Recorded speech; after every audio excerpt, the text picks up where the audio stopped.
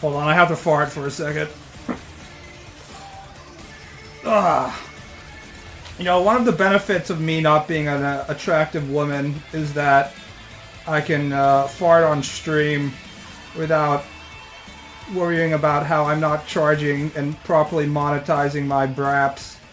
If I was like, I don't know, Morg Pie or any of these titty streamers, I'd be like, oh no, I shouldn't fart on stream, not because attractive women aren't gonna fart, but because it should be some kind of subscriber privilege, right?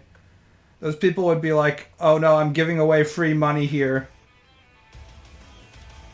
to let the brappers experience flatulence for free.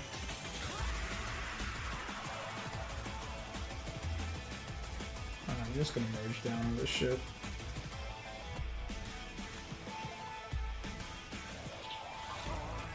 That's right, free money.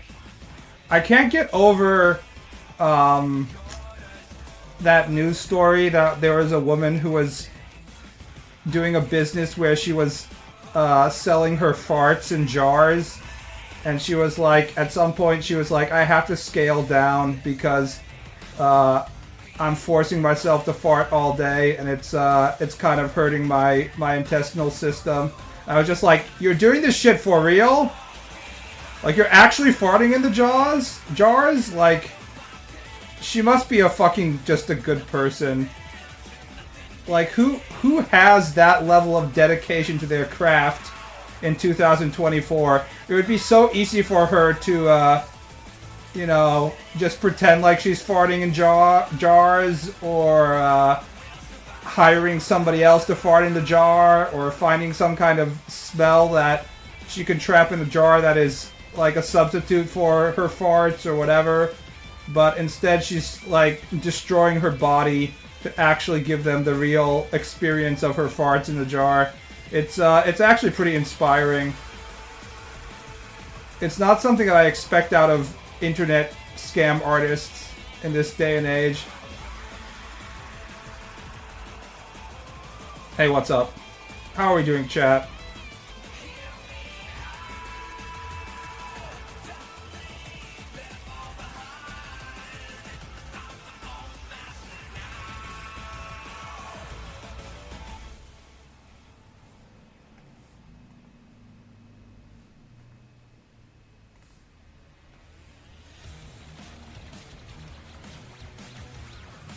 I didn't really make as much progress as I wanted to because there's a lot of content that I'm actually want to watch right now, and unfortunately I can't really watch and draw at the same time to the same degree that I want to believe I can. The speedrunner timer is up. I should just stop with the speedrunner timer because you see more Fallout. I watched the end of episode 2, but the unfortunate part is that I don't think I can watch it while I'm drawing, which means I can't watch it. I can't watch like 6 more hours of Fallout if I can't draw at the same time, but its visuals are good enough that I stop drawing to look at them, so that combined with the NBA playoffs being on, which you also actually have to watch if you want to get the real experience. None of this is second screen content, so we're in a bad situation right now. The winds of destruction. Yes.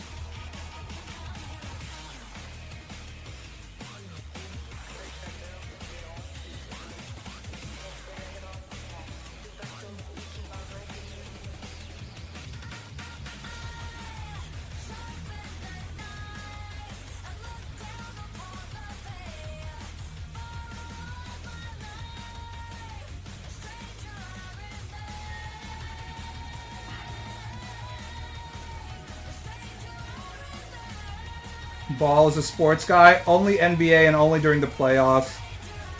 I don't know who the fuck watches sports during the regular season. It's such a massive waste of time. It's literally a different game. People do not... The players do not fucking try during the regular season.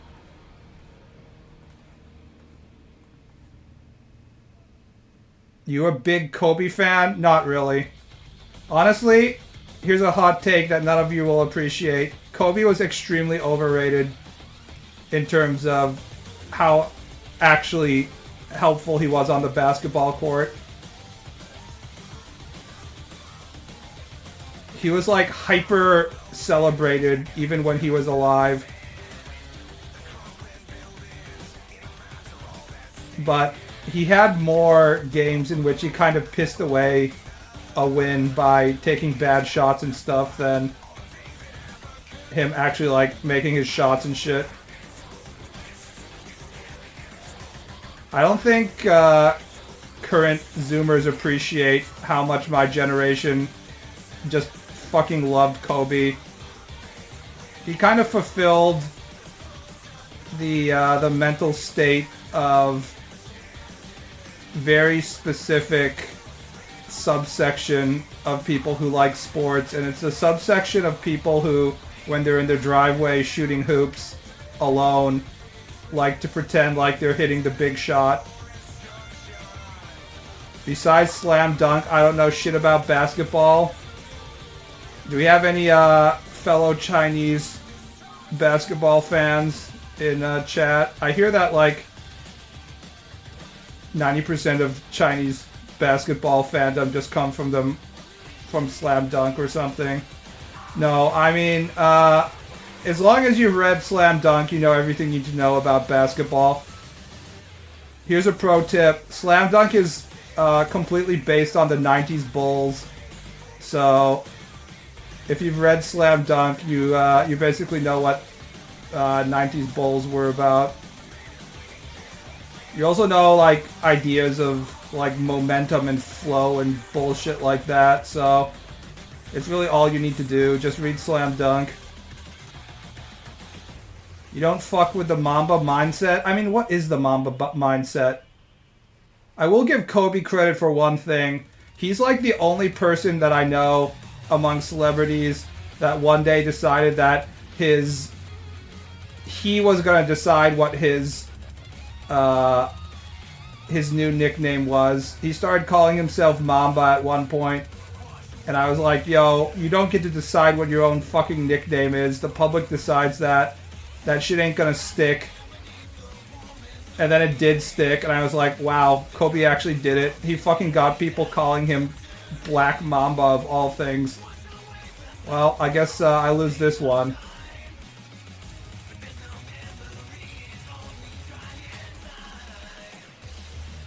For those of you who don't follow the NBA, a lot of NBA stars try and create their own nicknames, and it never fucking works.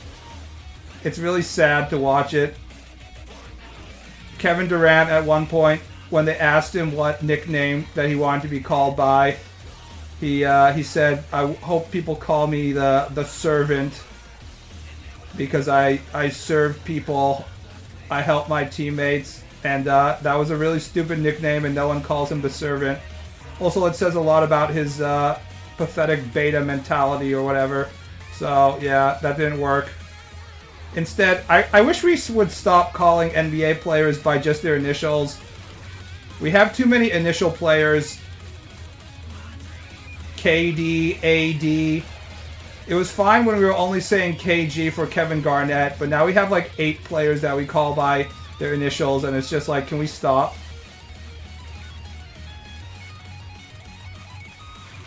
It's kind of uncreative.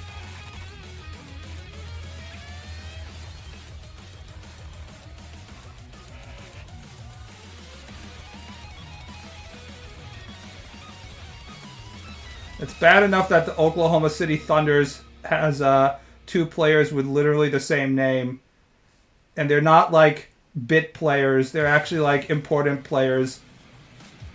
So I can never remember which one is J-Dub and which one is the other Jalen Williams.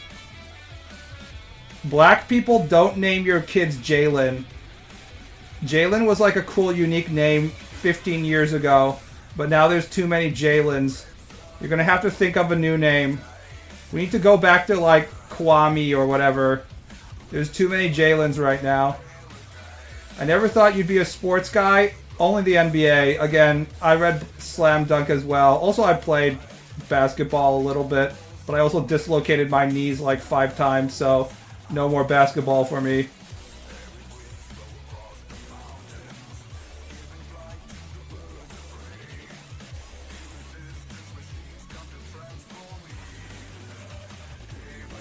I'm kind of a Giga Chad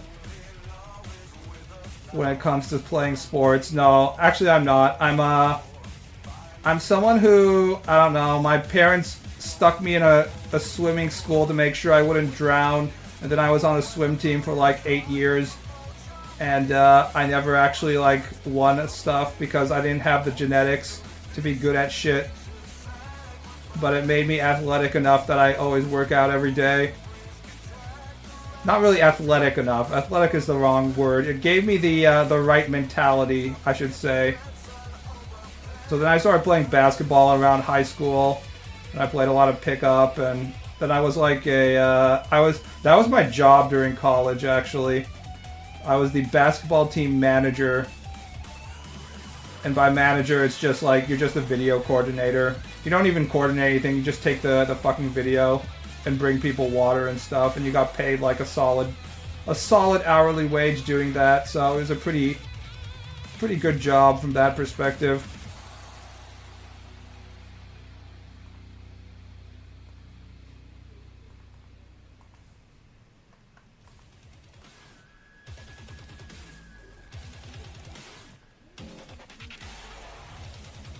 But you ain't a cute girl? I mean, there's nothing to disqualify me from being a cute girl by saying I'm doing sports. Oh, because I'm the manager? Yeah. I was actually the girls' basketball team manager for a while. And then I switched to the men's basketball team manager.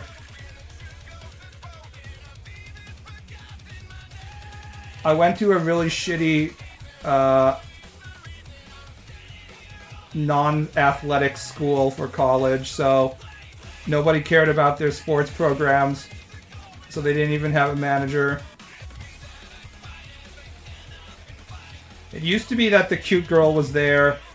Excuse me, I have to fart again. It used to be that the cute girl was there in manga to have like a cute female that Sakuragi wanted to date, so he would start playing basketball or whatever. However, nowadays the female manager is either non-existent in sports manga or exists entirely as a beard, because the whole point of sports manga now is to have like homosexual relationships or implied homosexuality so that the fujoshi can jack off.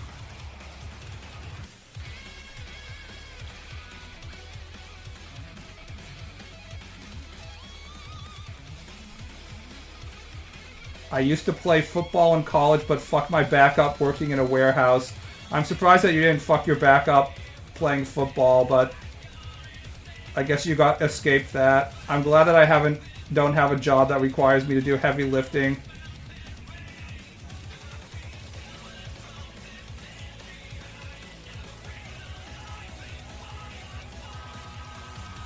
Thanks, Tech Bros, with your AI for automating the shit that we all want humans to do, like drawing and stuff, instead of like automating shitty warehouse work.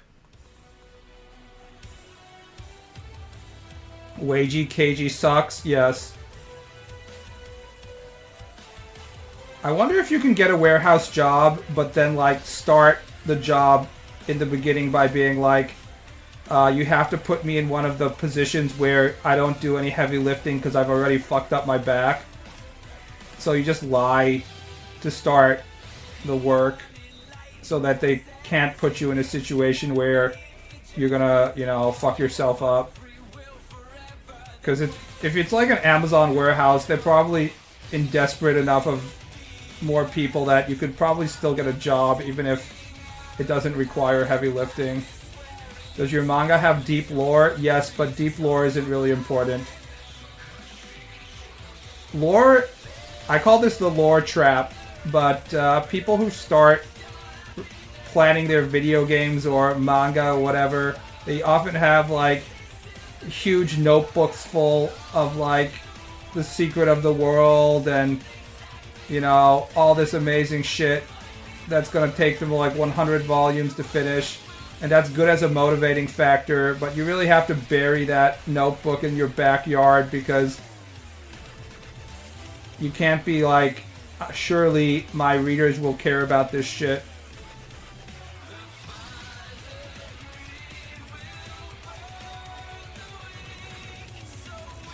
Lore is actually the most expendable part of any fiction.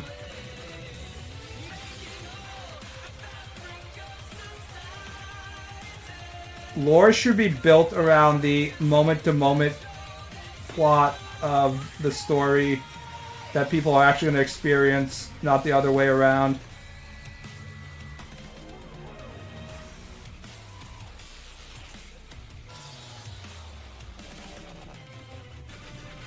Didn't want to join baseball, go to Koshien and acquire glory. SMDH. I don't even know what SMDH is. We have too many acronyms of like shaking your head and shit. I have the shaved head for Koshien. So from that perspective, I'm doing okay. However, I never even considered playing baseball. Honestly. I wasn't really in Japan enough. But I have really shitty what do you call it, reflexes and like ability to track moving objects, which is like 95% of baseball, right? So I wasn't really born with the genetics. You can be a swimmer without having any kind of reflexes. You're just doing like, you're just in the water going blub blub blub blub the entire time, so. Write your manga with like JoJo coming up with everything one page before it happens. Are you saying that Araki is making shit up as he goes along? Surely no.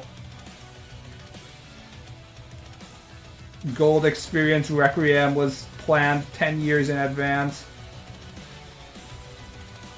This hidden detail in the girl's dress changes everything. Video length 10 minutes. One Piece YouTubers out there being like, Oda has planned this. Oda has clearly been planning this side character's fate since 30 years ago. Excuse me, I have to fart again. Oda's special secret notebook.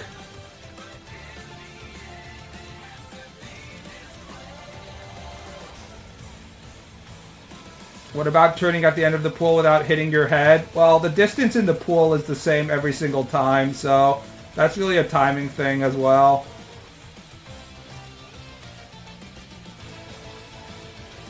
It would require more coordination if you you had a different pool size every time, but if you're swimming indoors, then it's not a big deal. It's actually a legitimate problem if you're swimming backstroke and you're in an outdoor pool. If you're in an indoor pool, then you can kind of look at the beams in the ceiling and stuff to center yourself, but it actually takes a little bit of skill if you're swimming backstroke in an outdoor pool. You'll kind of... It's easy to bump into the lane separators because, like, you kind of get off track. Maybe your timing sense would translate to Osu. That's another thing. I'm absolutely atrocious at music. I'm probably the worst, least musically talented human being you've ever met. It would be interesting to watch me play Osu on stream and me play like a one-star, the easiest music tracks, and be unable to do even that. I truly cannot clap on beat. When I play rhythm games, which is never at this point, I make do by my eye coordination only. So I'm just like trying to click based on the visual cues instead of listening to the music. People are like, oh, you're such a talented artist, which I might be more talented than the average kid who's drawing anime heads, but I'm not that talented. But I have huge deficiencies in a lot of the other areas in which people can do at a normal level. Just since I was born, it's pretty funny. Parappa the Fapper. I literally can't beat Parappa the Rapper. Back in the day when you were still like borrowing your PlayStation 1 games from Blockbuster and the disc would be scratched and shit like that, you know. Back in the good old days, which wasn't that actually good. I would borrow like a video game. Mommy would let me borrow a video game over the weekend, and I tried to beat both Parappa the Rapper and Jammerlammy, and I fucking couldn't because my sense of rhythm is so bad. I couldn't complete the fucking stages. I know there are people who are clicking a million Osu beats right now that are like, what is he talking about? Parappa the Rapper is like a 5-year-old game for children. But it really do be like that sometimes.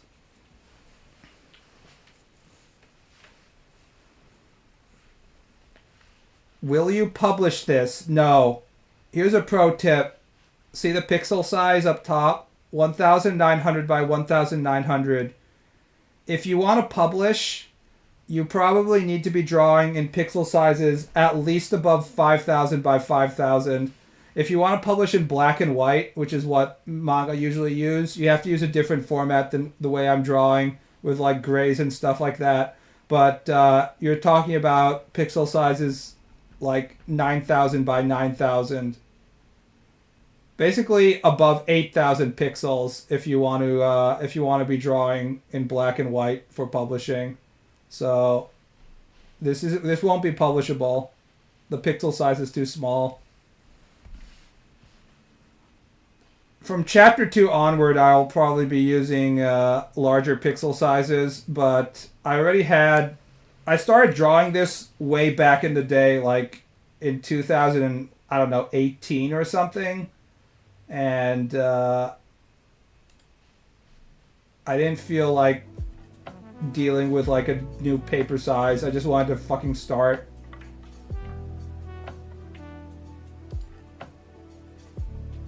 You can AI upscale? Nah. I'm not gonna publish shit, dude. I don't think that publishing is that special. I like having my shit on the internet, and I don't think I need to go out of my way. I don't want to self-fund my books and stuff like that. It's not gonna make up for printing costs, and even if it does make up for printing costs, it will be a pretty minuscule amount of profit, so...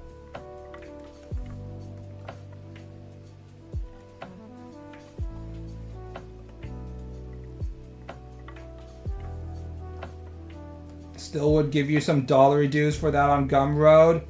Just give it to me in person on Patreon. That'll be better for all of us.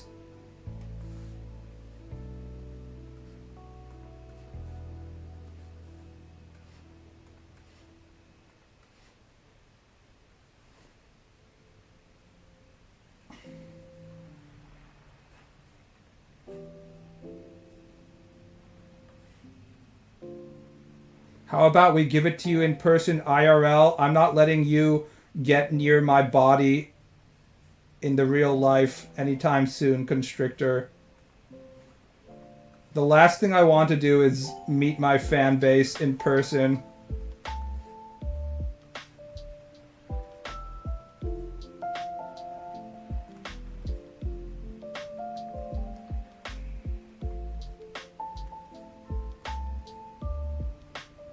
Patreon takes less fees. It takes less fees than Twitch, that's for sure. I mean, it's certainly less fees than me making my own paper book, and publishing it and shipping that shit.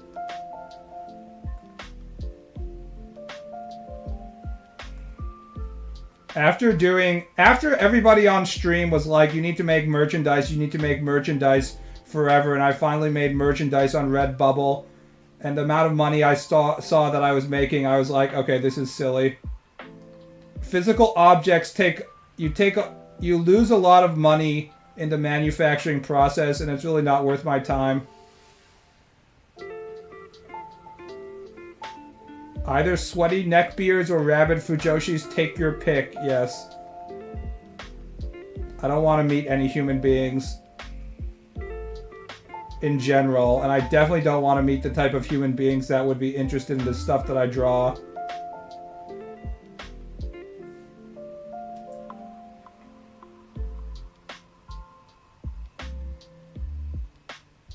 BB versus a group of rabid fujos, who would win? I'd probably, being a autism spectrum individual, would insult the fujos by saying that their favorite coupling is bullshit, and the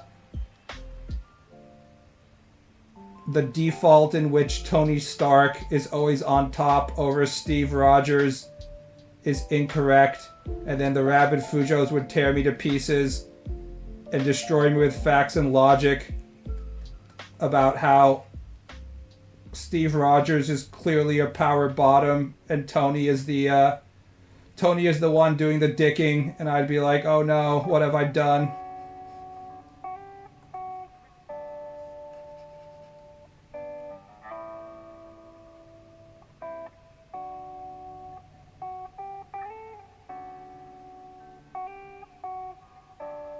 Do you have any crazy fujoshi stories? Back in college, I knew a girl who would literally point at guys talking and yell yaoi.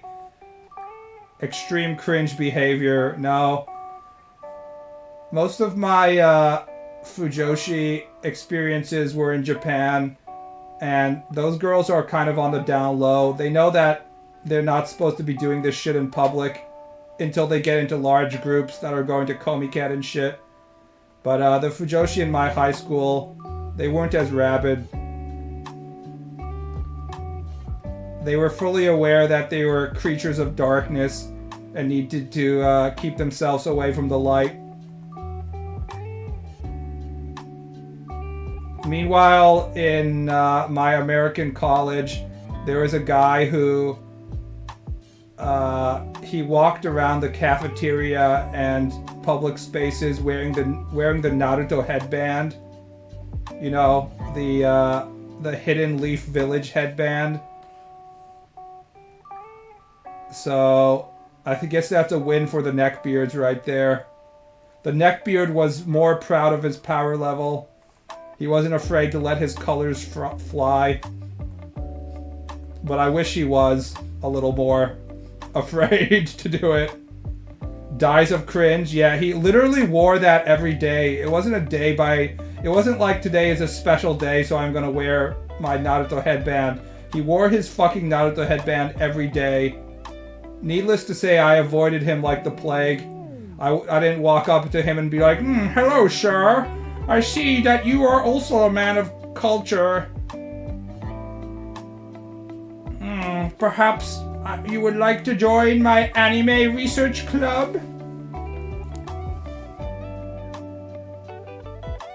I remember when being an otaku was something to be ashamed of publicly. Now everyone is a fan of anime. Yeah, this was like in 2007 or so. So it was still in a time when that was like dies of cringe material. It's not like today where you go to the gym and you meet the most athletic black guy pumping iron, and he's like, yes, I was inspired to start working out by watching Jujutsu Kaisen, and you're like, oh god. He's an anime fan, just like every other black man I know. Why have we gotten to this place? Did homie slay mad pussy? I'm gonna be generous and just assume that, yes, he fucked every girl in the school. I don't know. He was always eating lunch alone, just like me, so... Actually, I didn't have to eat lunch alone. It's not like I didn't have any friends. It's just that, like, I would just choose to eat alone, and people were like, hey, you want to eat with us? And I was like, no. The actual Sigma mindset. But I hate eating with other people. I like being alone when I eat. I want to focus on my food.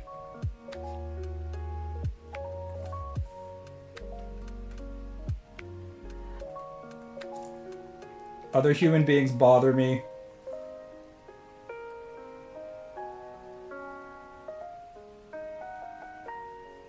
I actually hate people who publicly admit and being a fan of anime. I was made fun of that, and now it's cool and hip. Yes, I'm bitter. It took a while, but the same thing happened with what happened with video games. I know it's impossible for Zoomers in chat to understand what I'm talking about, but there was a time when they were like, "You play video games? Oh my god." This is like the 90s we're talking about. He's a nerd, teehee, and now it's like, what?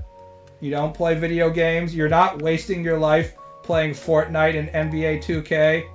Where's your social aspect?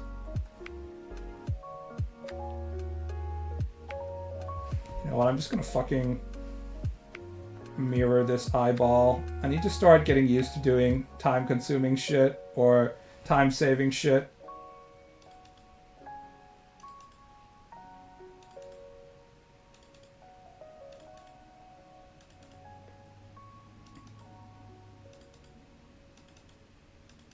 Where's the eye? Oh, I did the face.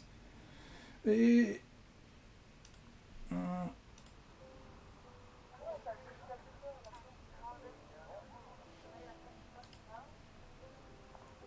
my country, all school shootings were blamed on Counter-Strike. Are you saying that you didn't have Doom available for you?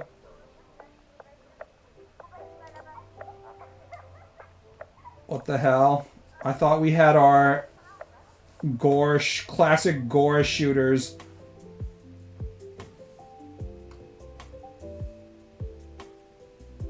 For our school shootings.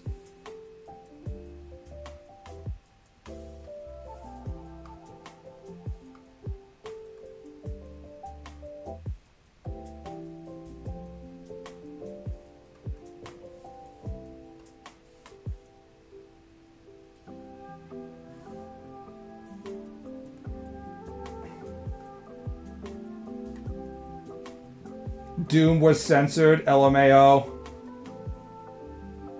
I miss when games were taboo. I miss when video games were good. I don't want to be the old guy shaking, yelling at clouds. See, that doesn't work. I was wondering if I could just flip the eyeball horizontally, but it looks fucking weird.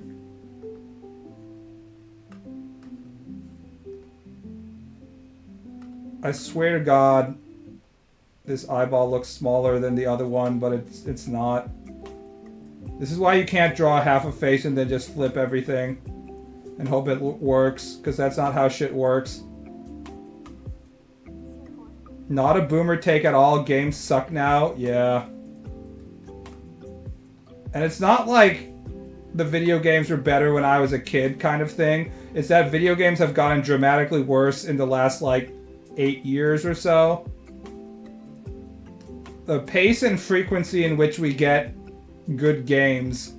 I'll say this. The games that are good right now are better than the games that were good back then. Like, the total ceiling for video games is, like, way higher. I'll give you that. But I feel like the floor is lower and, like, the average quality is lower as well. And then the frequency in which we get new video games is way lower. So if you get a AAA game that's sort of a dud or you don't care for its gameplay or whatever, you have a way longer wait before the next bite at the apple comes. Indies are the way to go. Yeah, thank God we have indies, actually. A lot of the things that we consider to be indies right now would have been what we considered to be like a AAA release back in the day, so just play the indies is what I would say. Buying old Dogma game worth? You mean Dragon's Dogma 1? Dragon's Dogma Dark Arisen? I would say that Dragon's Dogma Dark Arisen is better than Dragon's Dogma 2 if you have a PC that can properly run it. So I would say yes. Buy Dragon's Dogma Dark Arisen. You won't regret it. It's one of the best games. It's the best post-game dungeon you'll ever have in a video game. Dragon's Dogma Dark Arisen is my winner of that console generation award above Dark Souls and stuff like that. And Dragon's Dogma 2 is somewhat fun, but it needs more content, you know, like a Dark Arisen style expansion. Can I make coom bait in Arisen? You can make more coom bait than you can in Dragon's Dogma 2, to be honest. Especially if you're a lolicon. Hello, sorry for bothering you. I want to offer a promotion of your channel. Holy shit, it's a new first-time chatter. That's so cool that I get all these new guys. Where's the ban? Thank you.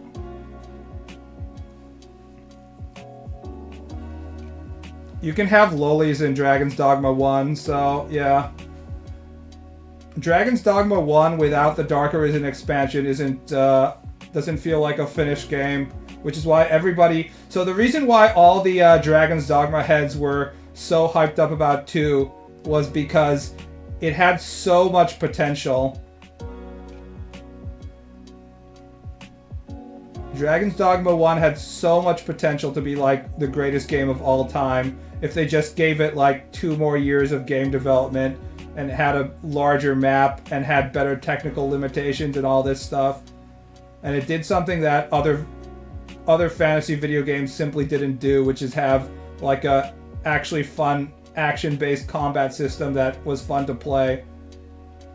And I'm not going to say that Dragon's Dogma 2 is a letdown because it's a good game, but it doesn't live up to the insane hype that Dragon's Dogma Coomers like myself were placing on it, which is a little unfortunate.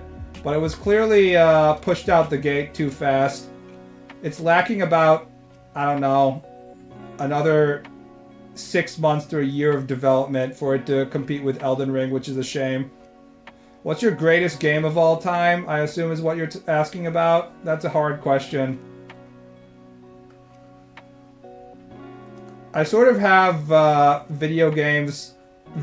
personal video game awards I give out for each console generation because I'm a console gamer at heart. But I don't have a single game that I consider to be my favorite game of all time. It goes PlayStation 1 generation because that's when I actually was allowed to start playing video games. I wasn't allowed to play video games thanks to my mother being anti-video games for a lot of my youth. PlayStation 1 era, I'm going to say Final Fantasy 8 or 9. I kind of count Final Fantasy 7, 8, and 9 as like one package, although I'm not a huge fan of 7. After that, PS2 generation. This is one that a lot of you probably haven't heard of. I would say Radiata Stories. I don't know how you pronounce it. Radiata Stories, which is a less known RPG, but if you haven't played it, I highly recommend you trying to play it.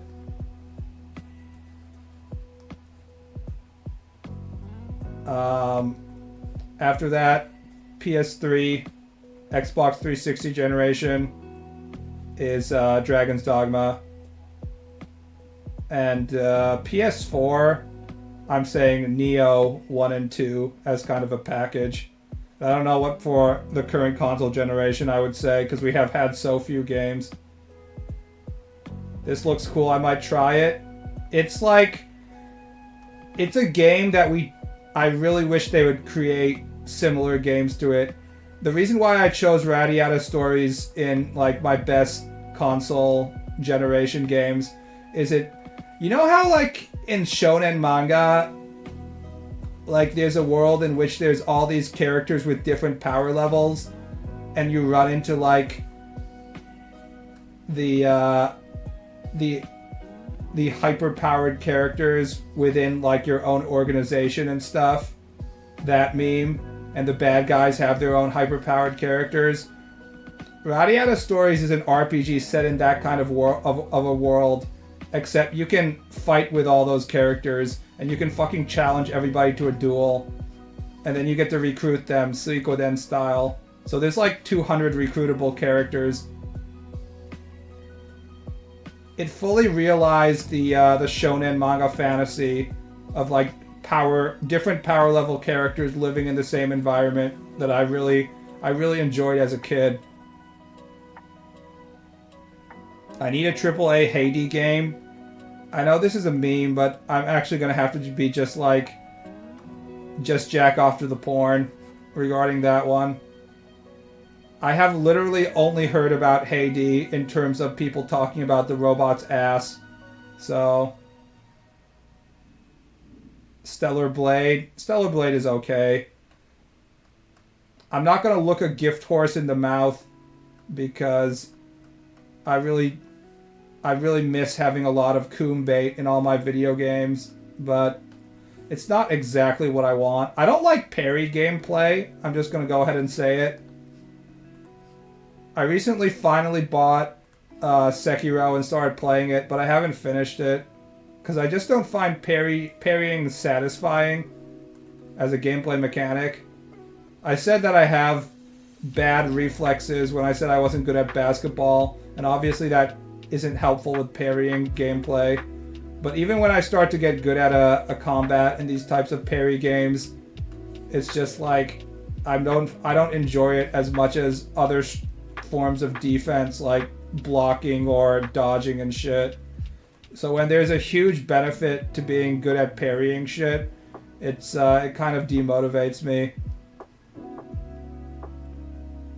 If Yoko Taro approved it, it's gotta be good. Yoko Taro is a massive coomer. He doesn't have particularly high standards.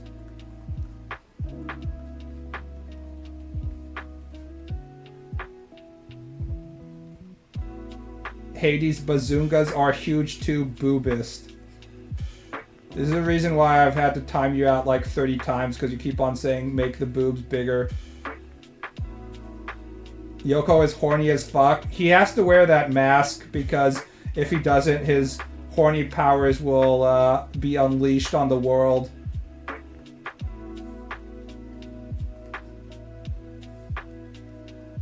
His psychic horniness will destroy Japan.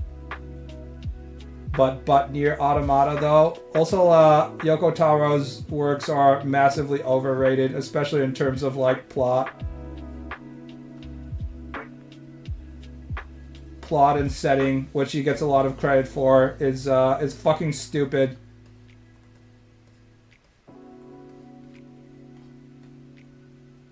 I feel like all the good things about Yoko Taro games are stuff that he has nothing to do with.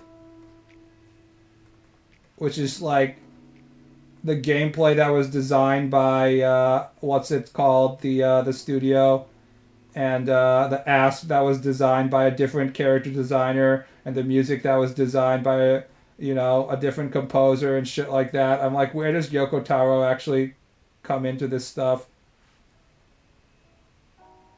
Big Brain Suda51 for giving an achievement for looking up skirt. Suda51 also massively overrated.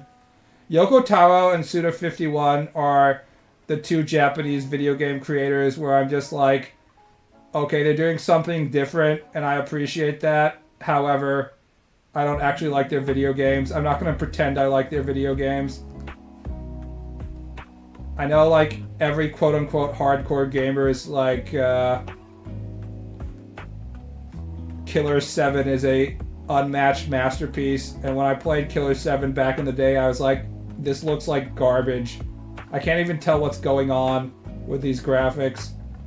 I played it for like 30 minutes and I was done. I was just like, I can't do this shit. I'm done. I love Nier Automata, but I get what you mean. It's like the combination of horniness and then like sentimentality with okay gameplay. I'd still rather have stuff like Nier Automata over, whatever AAA Ubi shit slop we're getting again for the millionth time. Over Assassin's Creed in Japan starring a black guy with the same formulaic gameplay as the last three games, etc., etc., but I'm not a huge fan. On the other hand, the games that I'm huge fans of, they stopped making them, so I can't look a gift horse in the mouth again.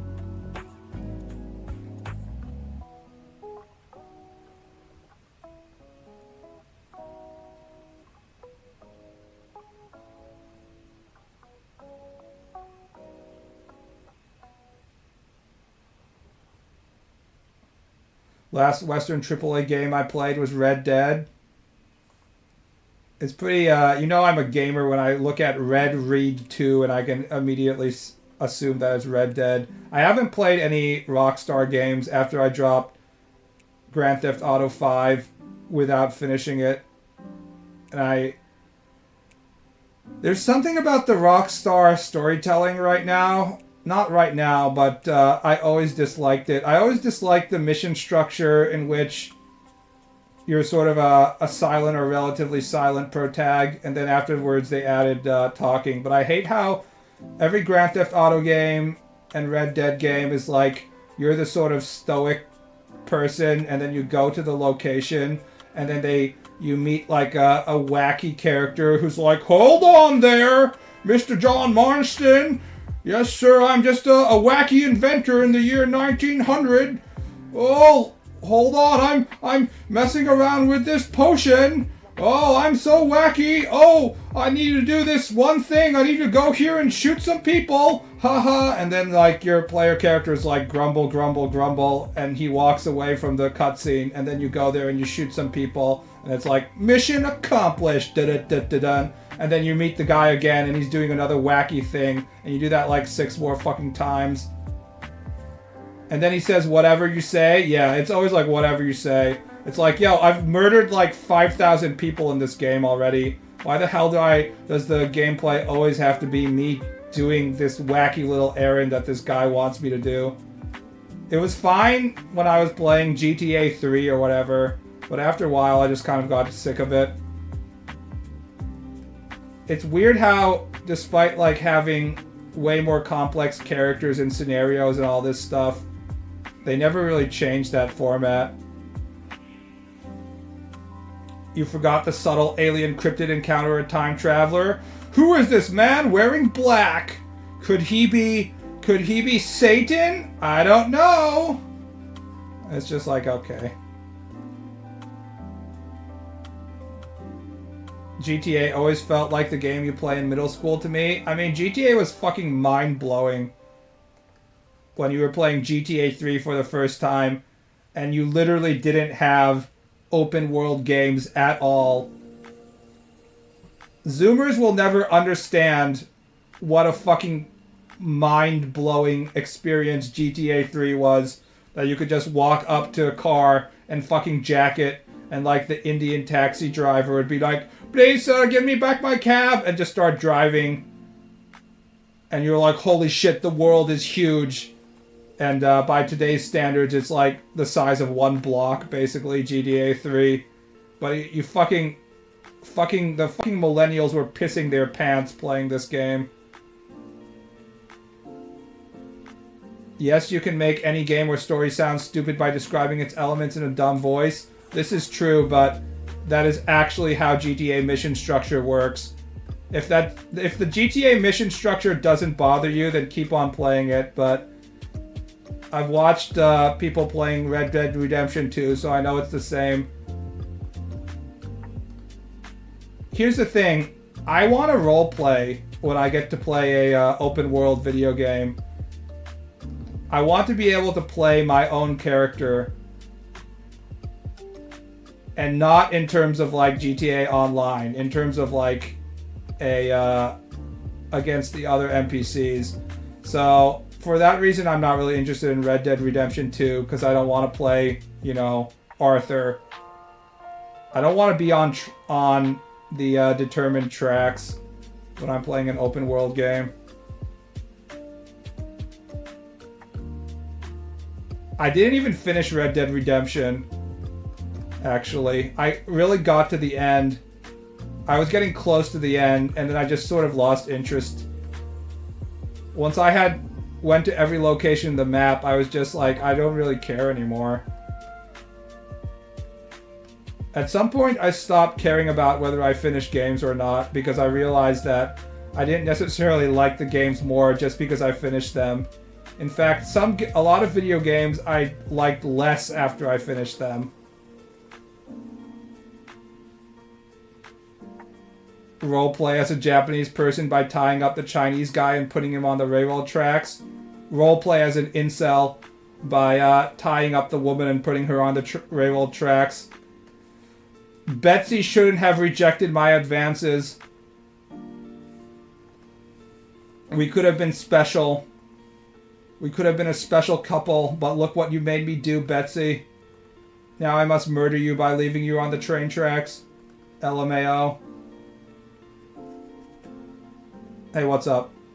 Opinions on fans on games that they never played, or people who draw you stuff they never related or played at all. I mean, I'm that at this point. I don't have enough time to play all the video games, and yet I'm drawing Baldur's Gate content and getting like 10,000 likes or whatever.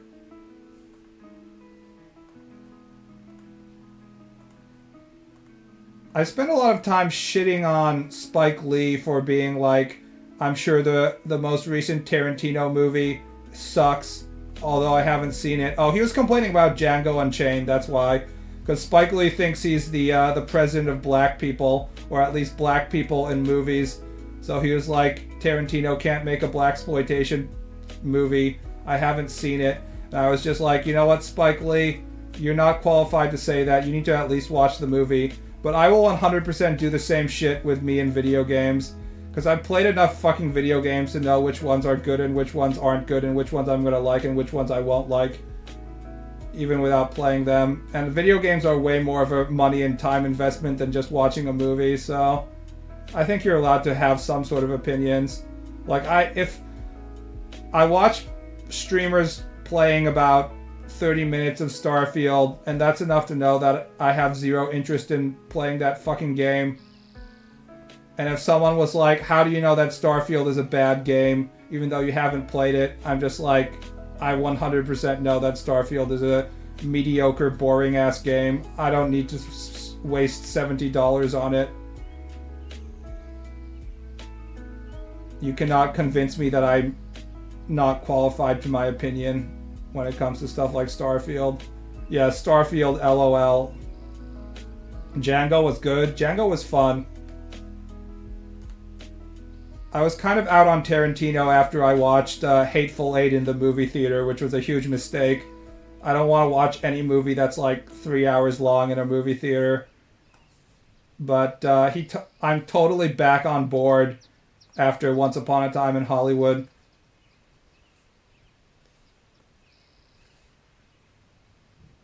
Huh, why is it that one of the eyes I have to be much longer than the other eyeball, and yet if I make it shorter, it feels wrong.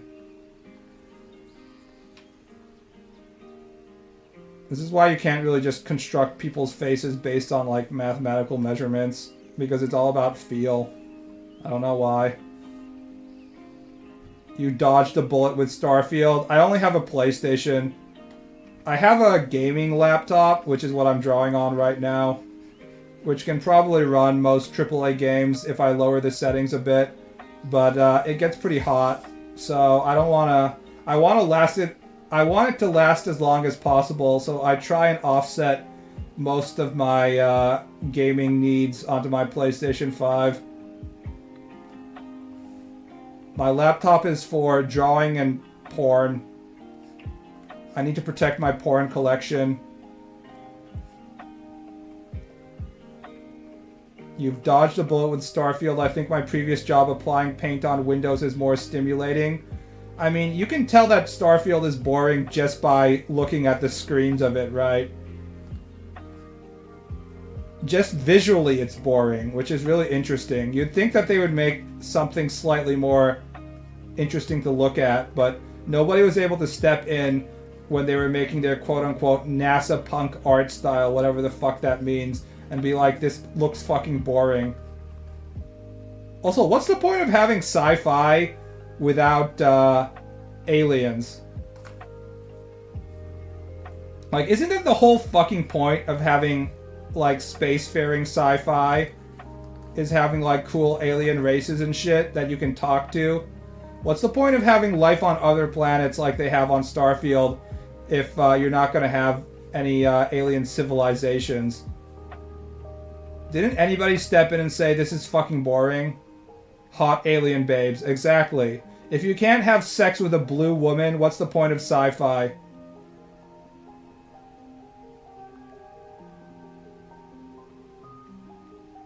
Same game from Morrowind, but worse every time. I feel like Skyrim was a nice blend of some amount of video game polish and some amount of jankiness and freedom. And Fallout 4 was not enough jankiness, too much polish. And Starfield is clearly not enough jankiness and too much polish, you can already tell, so... If they want to make polished games that run properly, they actually have to, like, you know, have a new engine, right? They should either go all in on the jankiness or go all in on making, like, a game that runs properly, but not, like, both, which is what they're trying to do with Starfield. Starfield is so polished it's a sphere. Yeah, it's like, it's basically polishing a turd. Fallout with polish, it was a mess at launch. It was literally unplayable. 4? It might be more of a PC thing. I think I played 4 at launch and it was okay. I'm not talking about 3 or New Vegas, which is in Bethesda. Skyrim is peak. Morrowind is kind of shit. I mean, Oblivion was also kind of shit, but I also played it for like 100 hours. It actually has the same problem that GTA has, in that it was doing something that was technically a marvel and other people weren't doing at the time, which is having open world stuff. And then now that everybody else can do it, then it's not impressive anymore, you know? People are no longer impressed with the technical shit that they're doing. So they actually have to make a game that isn't absolute dog shit. And so that's definitely too difficult for them. I miss being 8 and having games that are just fun without all the pretentious shit. I also miss being 13 and having a lot of titties bouncing around in my games as well. Hence everyone being excited for Stellar Blade, which by the 2000 standards is hardly revealing compared to some of the games we had. And yet people are like, oh my god, is that a woman that's exposing her ankles and not wearing a full burqa? I'm about to come, you know?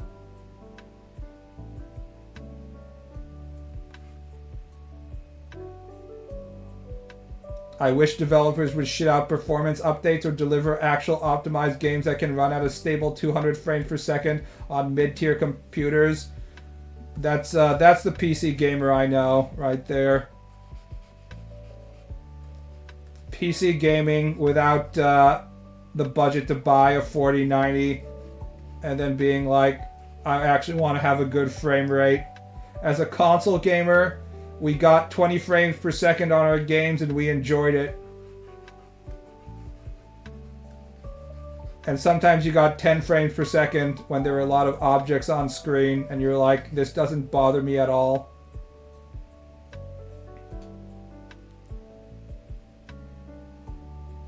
Metro 23, 10 hours long. Tired of 60 hours long games. I always like longer games though.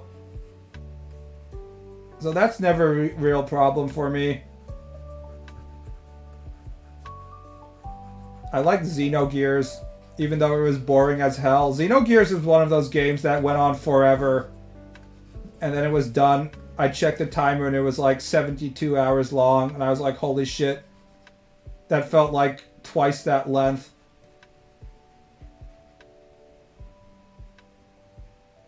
You don't finish games, stop talking. Which game? I finished games that I like to finish, and I used to finish games back when video games were good. Also, I'm gonna finish Pathfinder Wrath of the Righteous soon. I'm feeling a real desire to finish Pathfinder Wrath of the Righteous, which isn't something that I often feel.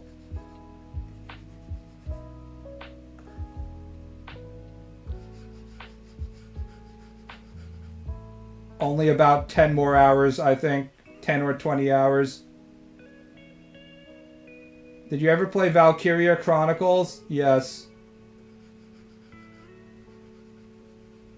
However, I did not get into it and I finished. When I found out that the evil woman was not a romance option and she dies, I was like, I'm done. I don't want to see her death. The only reason I care about this video game is the evil woman with giant rocket tits. Hashtag designed by Raita.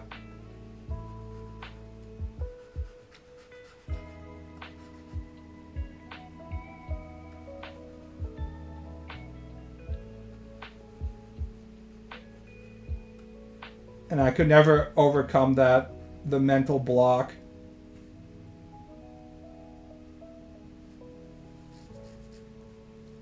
Would you play Xenoblade despite it being a Nintendo exclusive? I mean, it's one of the reasons why I want to buy a Switch. But whenever I think about, like, this is the time to buy a Switch, I always have another game that I still need to play on PlayStation or PC, so... It's one of the few games that isn't published by Nintendo that's... Well, I guess it is published by Nintendo, but you know what I mean. It's like a second-party developer. So yeah, I would play it. In fact, it's one of the few things that I actually would play if I got a Switch. I don't know. I'm just not a handheld gamer. I'm still hoping, you know, that Nintendo is going to publish a Switch 2 that's more powerful. Which is what people have been spreading rumors about for the last, like, I don't know, 4 years or something. Every time you look on Twitter, there's some quote-unquote industry insider who's like, my uncle works for Nintendo. They said that Switch 2 is coming out next month, and here are the specs. And of course, it's bullshit. And it's just like, when the fuck is it actually going to happen? Which is why I haven't bought a Switch. At this point, just wait for Switch 2. See, there's someone saying it. I have been waiting for Switch 2. And it's been like 5 years now.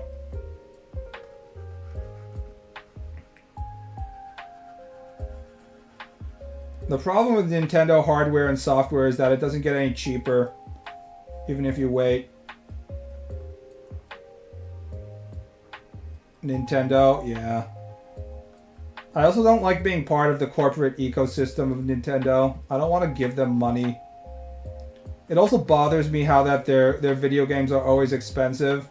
Like, on the PlayStation and PC, if you wait 6 months to a year, if there's a game you want to play but you don't want to play it at full price, you can wait a bit and it will be half price or like 1/10 the price. You can play it for $15 at some point, right? But in Nintendo, it's always going to be full price no matter how long you wait, especially the actually good games. I don't understand how that works, but I guess it's just because Nintendo gamers are used to eating full price shit.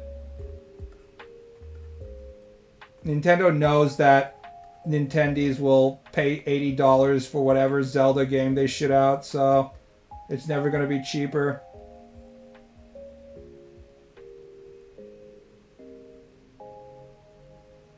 Heard Switch 2 is going to be equivalent to PS4's power. We're trying to anticipate porting it. I mean, maybe. I hope so. Here's the thing. I mean, if it has PS4 level power, that's more than enough for me. See, I don't want to play on handheld because I don't go anywhere. I'm not going to be bing yahooing in public. So as long as it has that level of power, when it's plugged in, that's more than enough for me. I'm assuming it will have some amount of backwards compatibility.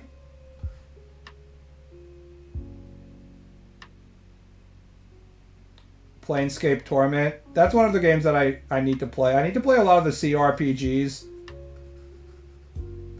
that I missed because I didn't have a gaming PC. Gaming PC. As if there was such thing as a gaming PC in 1998 or whatever, but you know what I mean. So I need to play like Fallouts and the Baldur's Gates 1s and 2s and Planescape and stuff like that. But there is a point in which the graphics are too muddy and I don't want to play. And I do think it's like around the Baldur's Gate 1 and 2 area where it's like, I don't know, I can't visualize what's happening with this level of graphics and it bugs me. So there is sort of a cutoff point in which I'm no longer interested in the game just based visually. Planescape is amazing, but it's less a game and more so a book. Yeah. I also don't play visual novels. I guess it depends on how much interactivity there is. I don't mind if it's a book as long as it has a lot of options where I can choose my own adventure. But if it's just reading, then I'm not as interested.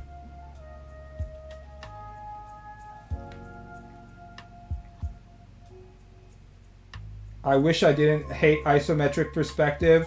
There's some types of isometric perspective where the graphics are good enough that it doesn't bother me.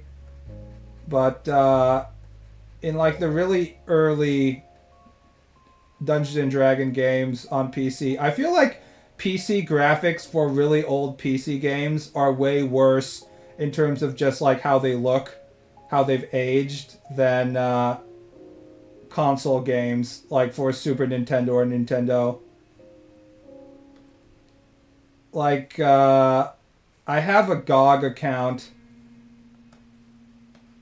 and they give away these really old PC games pretty regularly, like Eye of the Beholder. And I tried playing some of the Eye of Beholder games because I'm like, I'm a hardcore gamer. I'm going to play classic RPGs, unlike all these Zoomers. And I played it for like 5 minutes. I'm just like, I can't handle this. This looks like shit. This looks like absolute trash.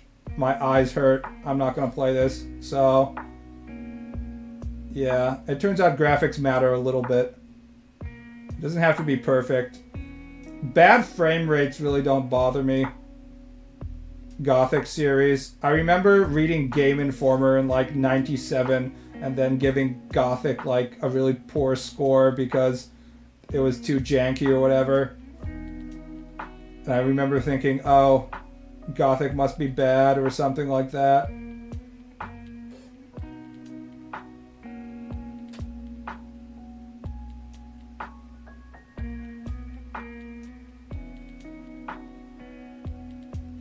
Gothic is legendary stuff in Germany and Poland. Also, I don't have a lot of European-made games that I like, honestly. It's part of the reason why I've been avoiding Baldur's Gate 3, because I dislike Divinity Original Sin very, very much. Just based on the art design choices and some of the plot design choices they made.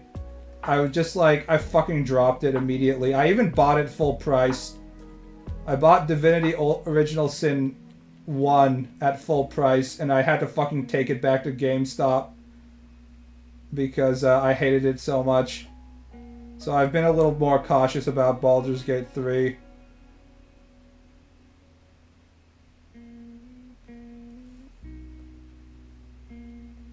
Same thing for Witcher 3 as well. I really like the art design and a lot of things about Witcher 3, but there's just like some parts about it that feel Polish, and I don't mean that as in a good way. Like, it just doesn't sit very well with me, with my aesthetics. My favorite aesthetic choices are Japanese video game developers who played Dungeons and Dragons First Edition back in the 80s or whatever, doing Western fantasy. So that's why I like Dragon's Dogma and stuff.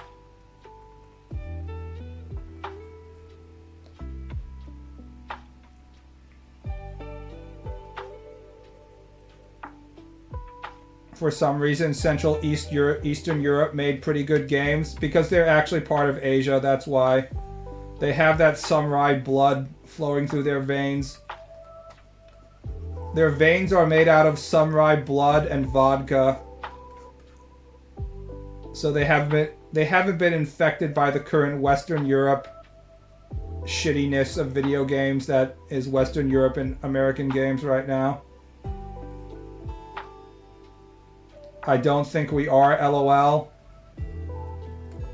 If you go to if you go far enough in Eastern Europe, don't you actually get unironically into areas that got fucked over by the Mongols and stuff? Basically, you get like Mongol rape genes or something if you go far east enough.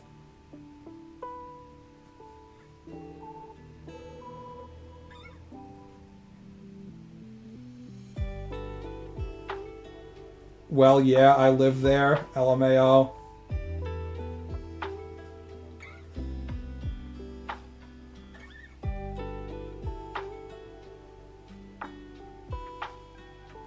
Even Russians have some Mongol DNA, I think. I mean, Russia is fucking huge, so if you go to the eastern provinces, they basically just look like Asians. I know because I watch sumo. And it'll be like, here's a Russian sumo wrestler, and he looks exactly like the Mongols. I'm like, oh. A lot of Mongol rape happened in that area.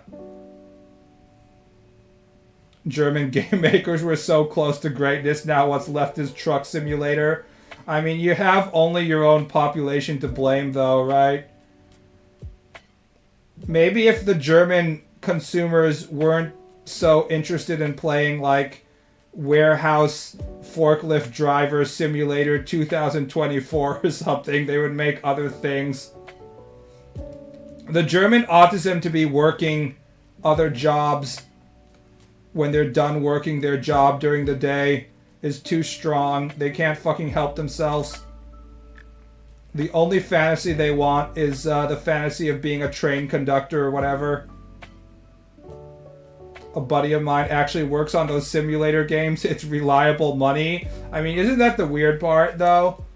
They actually have a massive chunk of the German populace being like, I have to buy, you know, Western Train Conductor Simulator expansion number 2080.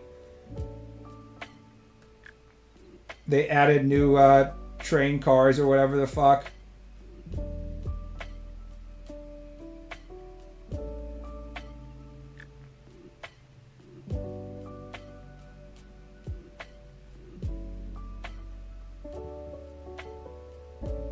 Crytek imploded pretty hard. I didn't know Crytek was German. Let's be honest, though. The Crysis games, they weren't that good. It was all the engine and the graphics doing all the work. I played Crysis 3, which is... or maybe I played Crysis 2. I can't even remember. I think I played Crysis 2. And I wasn't that impressed.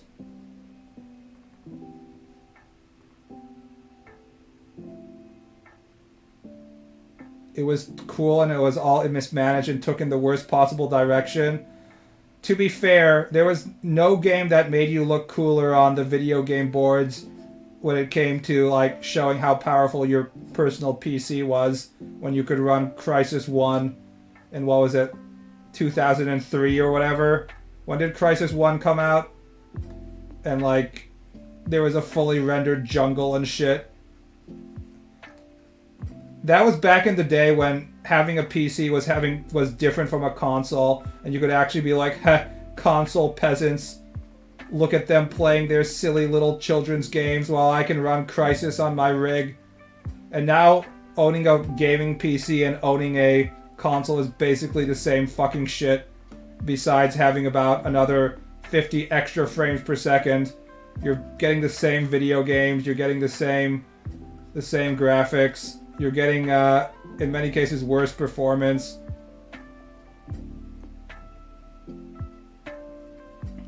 Everybody who's like, PlayStation has no games, I'd say, actually PlayStation has the exact same games as the video games you're playing. I looked up PC exclusives for like a reason to own a gaming PC, because like I have a gaming laptop now, and there basically are like 5. There's the Warhammer Total War video games. There's fucking Star Citizen, LMAO. Talk about poorly running games right there, and that's about it. Console peasants can't into mods. Yeah, I can't into mods either. Honestly. I installed some mods for Darkest Dungeon, the easiest video game to mod, and I got bored of them within like 10 minutes. It's just not my, it just doesn't interest me, modding.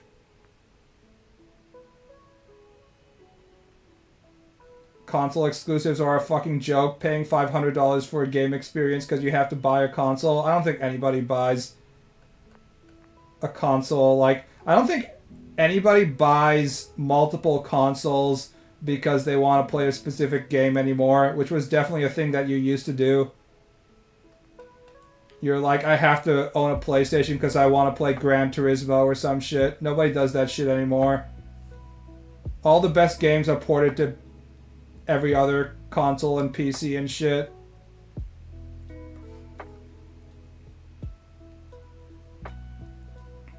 The iDorts, I don't even know what that stands for. The iDorts who own all the consoles and everything are doing it for collection reasons. They're just doing it because they want to have the full collection, but there's really no reason from a practical standpoint to do that. Except Bloodborne, never ever. Guys, trust me, this time the leak is real. This Video Game Awards is the one where Sony is finally going to announce that Bloodborne is getting ported to PC, guys. Any day now.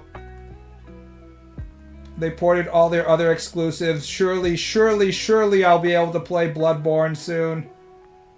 LMAO.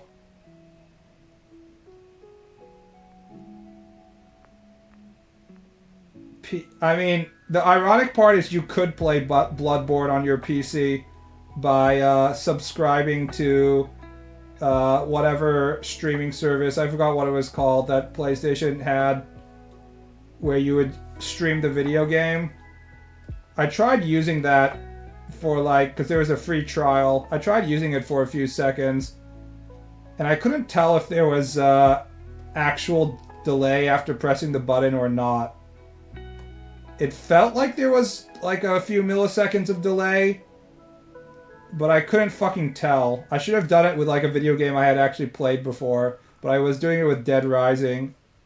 I can't tell if it was a placebo or like an anti-placebo where I thought there was delay because I expected there to be delay, or if there actually was like really noticeable delay.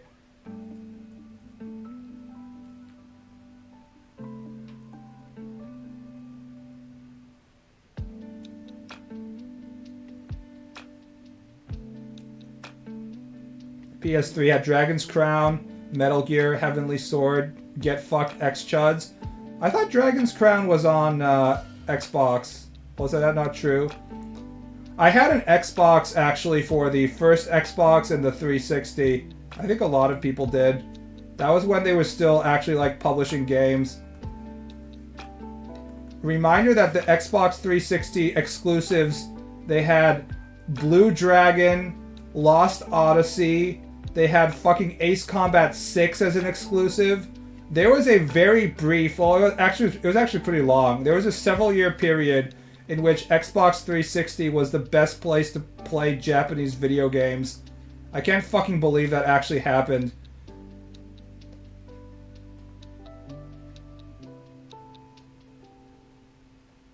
If you told like a kid nowadays that, yes, Microsoft had a period in which they had all the best Japanese video games, they'd be like, you're shitting on me, Grandpa. It's like, no, it was real. I remember. Rumble Roses, yeah. And then Japan said, fuck Xbox. I don't know if they were actually receiving money from Microsoft or not, but it was a bizarre time. You actually had to own an Xbox if you wanted to play the best Japanese video games. The PS3 was a massive failure in its launch. It was just like unbelievable level of failure in terms of like actually having video games to play. Like, what the fuck was that? And eventually it completely overtook the Xbox 360, which was so weird. It was such a weird console generation now that you look back on it.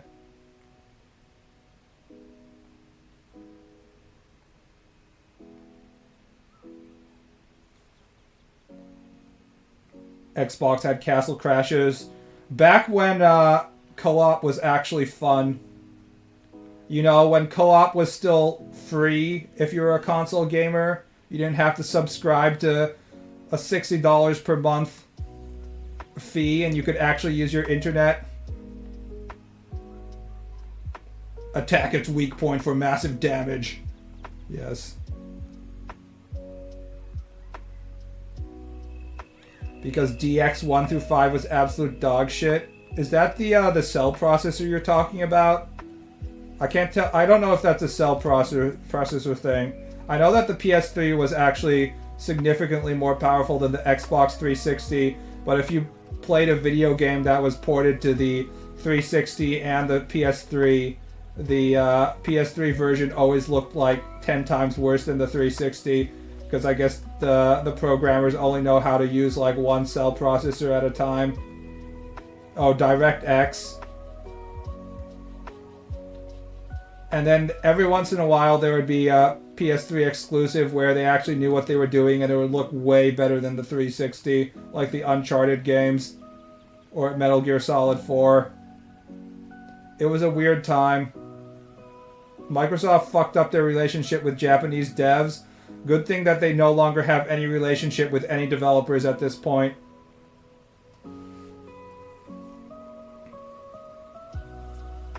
And no exclusives by design. What the fuck is Microsoft even doing? Why are they still in the game?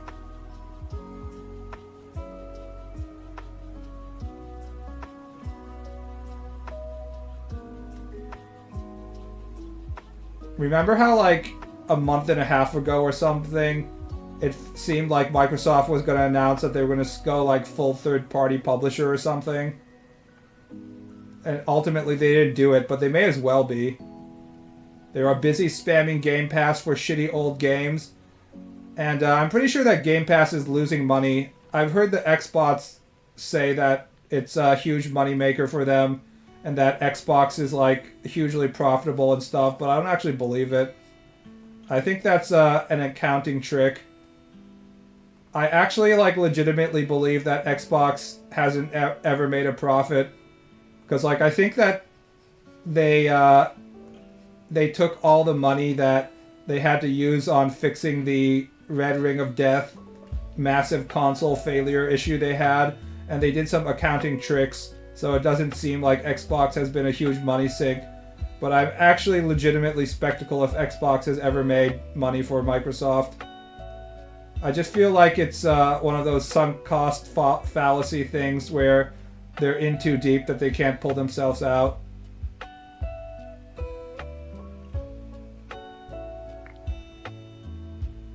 They bought Bethesda and a few other Western RPG game devs, yes. And their developers do jack shit after they get bought by Microsoft, which is also really weird. Like, you think that Blizzard is actually going to be able to publish a video game after getting bought by Microsoft?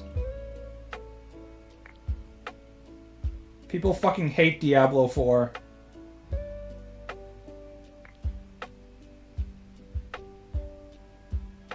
I think Starfield was supposed to be the big console blockbuster. It was. It actually sold a lot of units. Because people are like, holy shit, it's Skyrim 3. Skyrim in space. The question is, are they going to buy Elder Scrolls 6? I think they will. I think people will buy Elder Scrolls 6. Because they're like, it's finally Skyrim 2. But I don't think it's going to be good. Blizzard is truly going to be like a sunk cost. The truth of the matter is, these video game companies are only as good as the talent that they have. Every organization is just people. So when all the people leave, it doesn't matter if it's... it doesn't matter if you have the same Blizzard logo.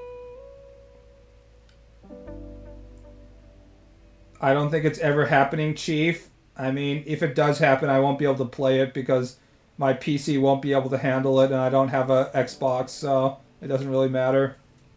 Also, the quality might be really low. So did Pal World, yet no one will remember it in a year. I mean, you don't have to remember something in a year. The people who bought and played Pal World actually enjoyed it, which is something that I think most people who played Starfield cannot say. I've only heard good things about Pal World besides all the Nintendies shitting their pants and being like, Nintendo, sue these people. Everybody who actually bought Pal World for like, what, 20 bucks or 30 bucks really seemed to have a lot of fun with it, so...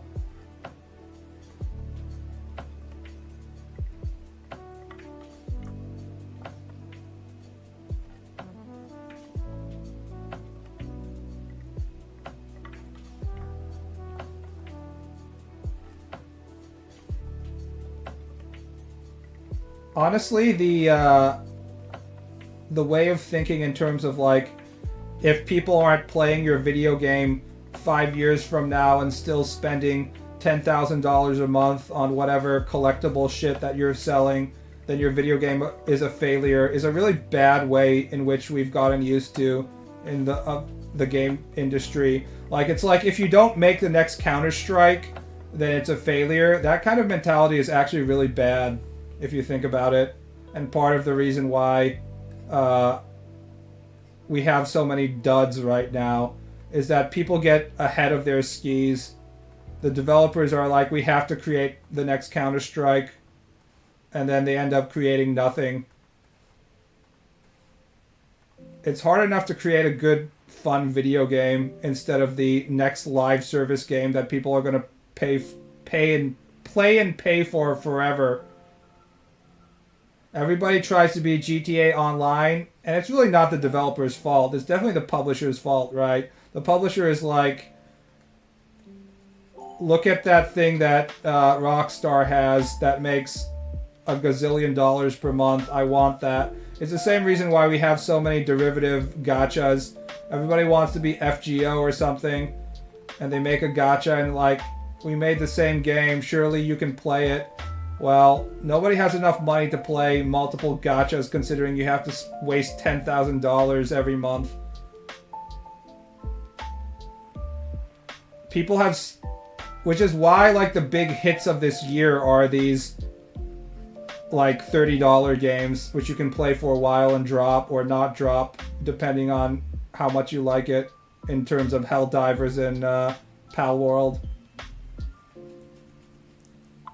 PlayStation was thirsty to do live services, but it failed horribly. Part of the reason Jim Ryan left. I mean, FGO is owned by Sony, ironically. But yeah, I mean, every company wanted to do them. Every company wants their Fortnite.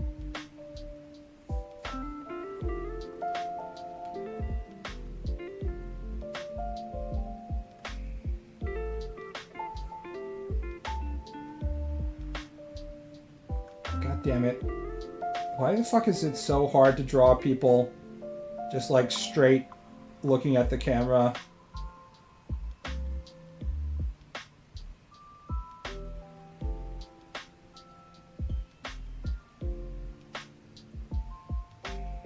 People went back to Monster Hunter World. Yeah, that was an interesting one.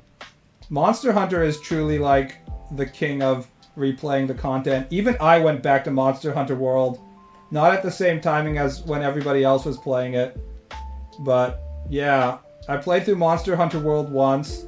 And then I came back for Iceborne. Like, last year. If I look at my gaming timer, it's like 300 or 400 hours in Monster Hunter. And I'm not even one of, like, the real Monster Hunter people who do time attacks and stuff like that. Sunbreak was so bad. The biggest complaint I have with Nintendo is that they keep on making these handhelds that take away resources from better video games. Imagine if we got Monster Hunter World 2 for like actual consoles instead of getting the Nintendo games in between. That would have been way better.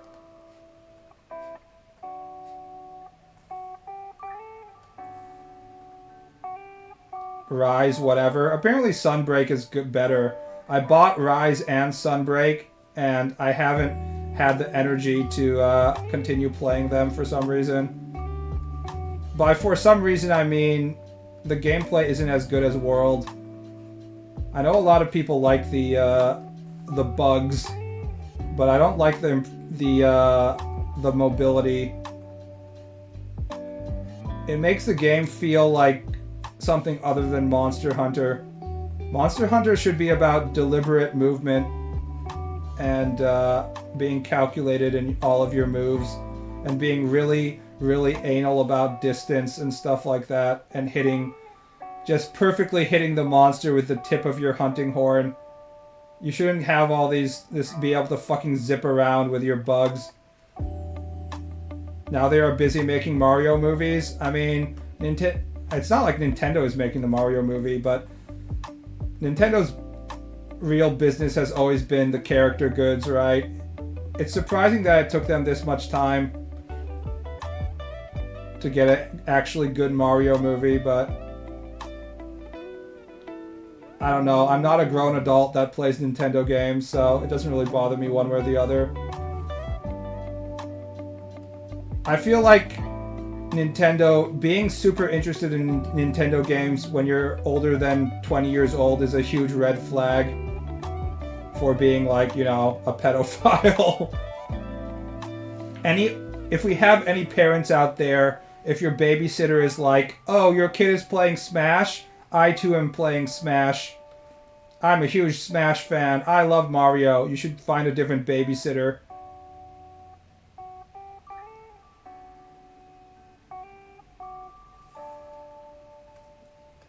It's way better if the grown adult is like, I love video games that allow me to blow people's head off. And that's not just Nintendo games. Adults who are interested in children's hobbies, media and toys made specifically for children, and you're a huge fan of them as an adult, like maybe 1 out of 10 people of those are just like, they just like the content, but the remaining 9 people are all out there to fuck your kids, so...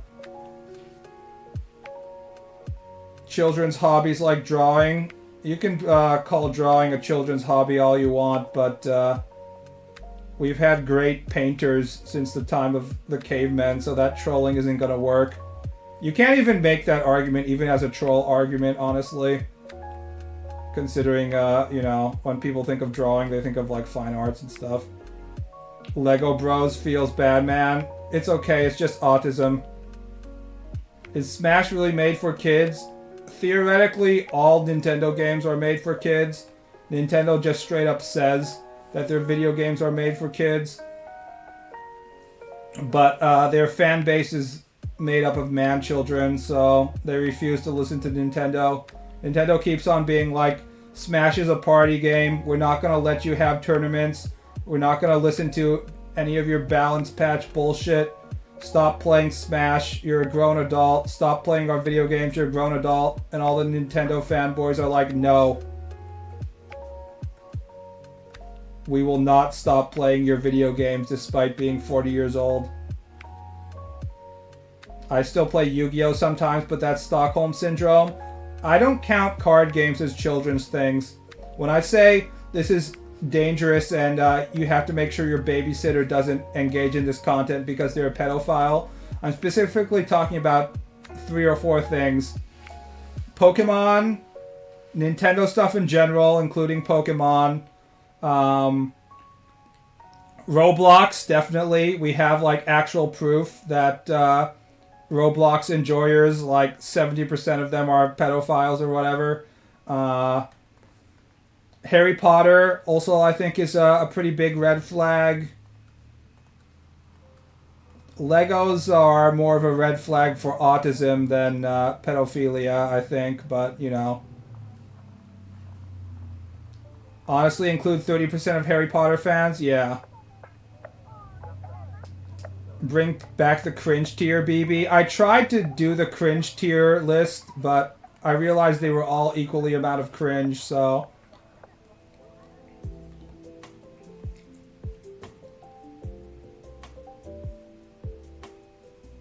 Stop playing Smash, it's for kids. Still adds fighters like Terry and Bayo. I don't know. I don't know what Nintendo's thinking, but all I know is that they don't want to do what their fan base wants them to do. Nintendo thinks that they're a toy company, and they're gonna act like they're a toy company.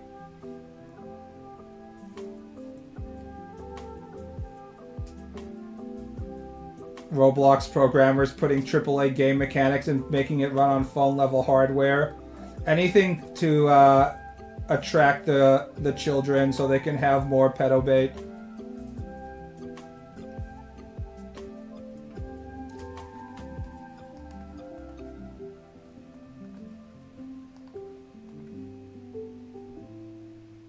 Pokemon I can see is straight up for kids. Kids and man children. That feeling when you pull out your team of 5 perfectly selected maximum level Pokemon battle setup with I can't remember all the terms, like the unique personality is properly selected, the unique stuff is properly selected, all the RNG numbers are properly selected, and then you go up against like a 5-year-old whose team consists of like the legendary Pokemon that he found, and you absolutely destroy him with your random common Pokemon, and he cries. That's when you know that those 5,000 hours of selecting Pokemon were not a waste. Feels good, man.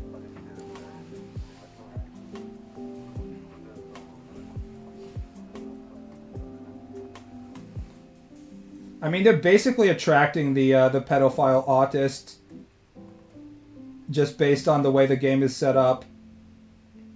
Destroying 5-year-old Giga Chad. They need to learn the truth about the world. Same thing with Yu-Gi-Oh players. That 5-year-old needs to learn that the cool cards that he found because he was watching the anime don't mean shit in the power of your absolute power deck. Also, besides the children, the women also need to learn that showering is not a requirement.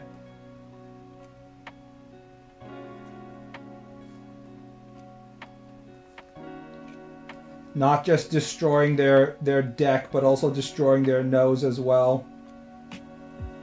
There was a 12-year-old in top 8 last tournament I went to. Actually, good for him. Well, actually not good for him. I'm worried about his future. But the fact that that's more of the exception to the rule than like the standard is like it tells you all you need to know.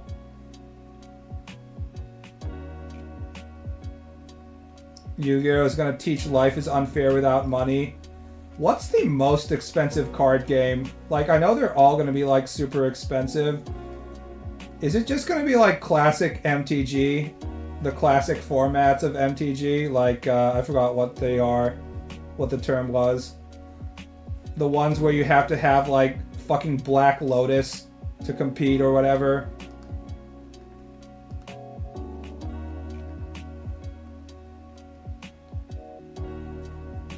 Magic. Everyone's just like Magic. Yeah, I mean, it's the oldest one.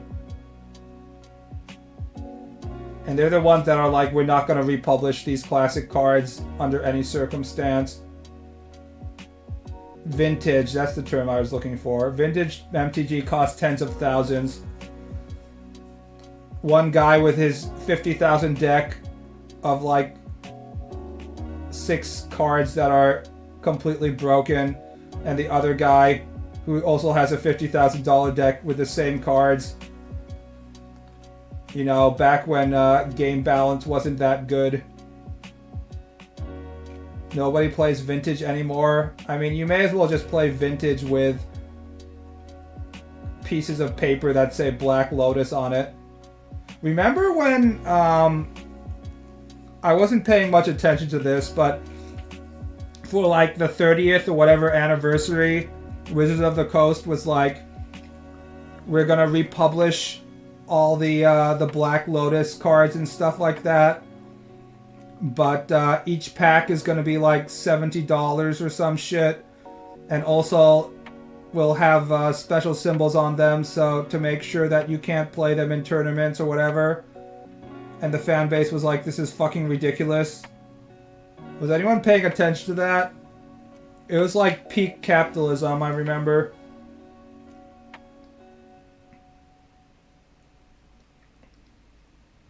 I have a friend who bought that shit. It was last year's anniversary. Wow, I felt like it was a lot longer ago, but time flies.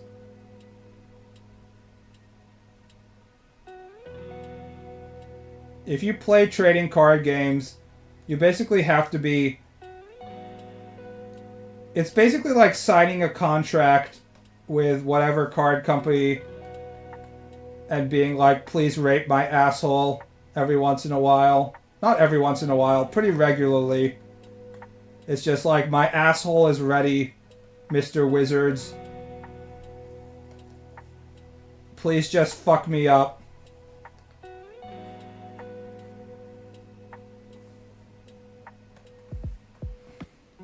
They also sent the Pinkertons after the guy that had the card. Yeah, that was also really funny. I'm glad that I'm not actually involved in trading card games. I got into Magic for a very brief amount of time. And played the online, what was it called? Arena for a bit. And then I lost interest. Keeping up with the grind became too much work. And I stopped playing, which I think a lot of people are like that, right? Everybody who still plays MTG is just like, just play Commander with your friends. And I'm like, I have no friends. Also, I don't want to meet people in real life, so I'm not going to do that. And then you just stop playing. Nobody actually plays MTG at this after like several years for like the card game format. They only play it because they want to hang around with their friends and shit.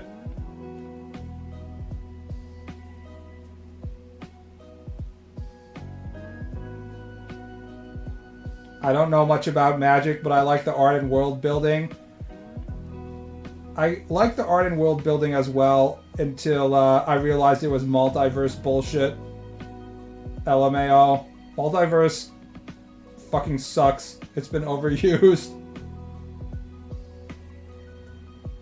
What about that story of a guy who hired an escort to play Yu-Gi-Oh with him? Poorest Yu-Gi-Oh player, by the way.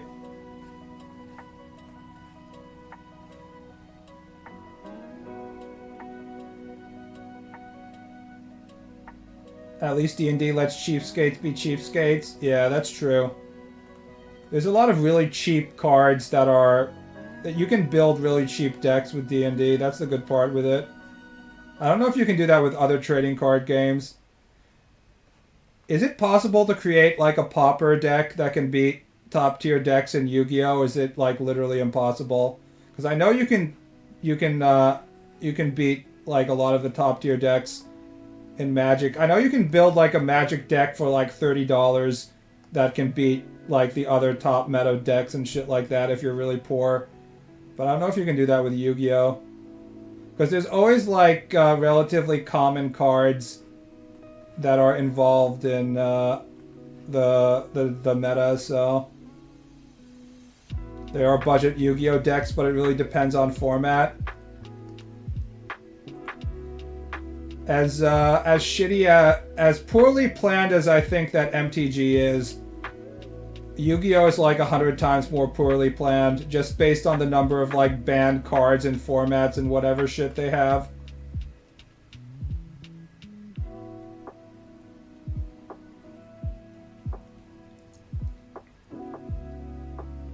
Right now, Yu-Gi-Oh is in a tier 0 format, and that deck costs more than $1,000. So 1/30th of my vintage MTG deck with Black Lotus.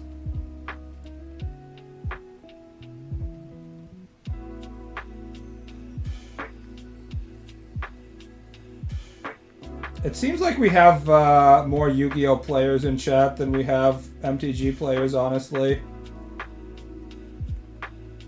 I think based on when you were growing up, I think people have more fonder memories of Yu-Gi-Oh. At least for my generation. Because like MTG is the real classic nerds from the 70s and 80s, right? I only play Gwent based Polish alcoholic. Never played MTG. Pot of Greed didn't deserve to go out like that, Sag. But what does it do? Can someone explain Pot of Greed? What does Pot of Greed do? That's a meme, guys. I know what it does. You don't have to post in chat.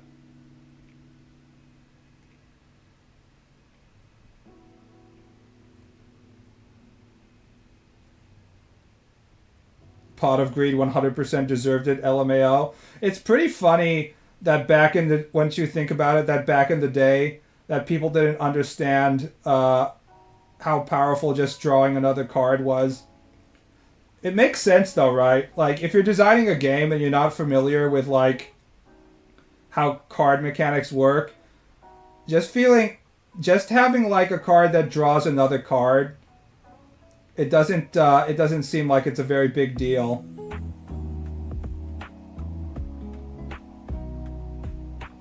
Played Yu-Gi-Oh! Back in high school, college. MTG Arena. I started playing MTG only because there was MTG Arena, so it was somewhat positive, but I'm too cheap to actually buy into, you know, the new meta, and I also got I got tired of grinding. At the end of the day, what I like about playing card games is the RNG element of getting a bunch of cards, opening a pack, and then being like, oh cool, I got 4 of this card. This is a cool looking card. I wonder if I can build a deck around it.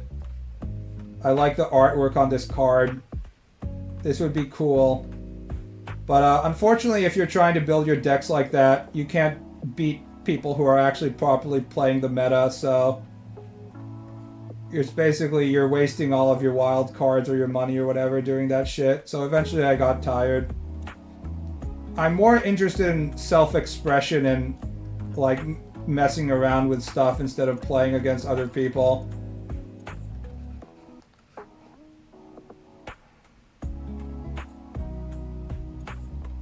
When I was a kid, I played Duel Master but never Yu-Gi-Oh! Was that still MTG but anime? I believe Duel Masters was Wizards of the Coast's attempt to enter the Japanese children's market. And they had a lot of interesting mechanics that in many ways were better than MTG. Like, they had a way to solve the mana cost issue where if you don't get enough lands or you get too many lands, you're fucked. I forgot specifically how it worked, but I think you could tap monsters to create mana or something like that. So it actually had a lot of good ideas, but it never caught on in the same way that MTG caught on because it was like a classic, or Yu-Gi-Oh! Caught on.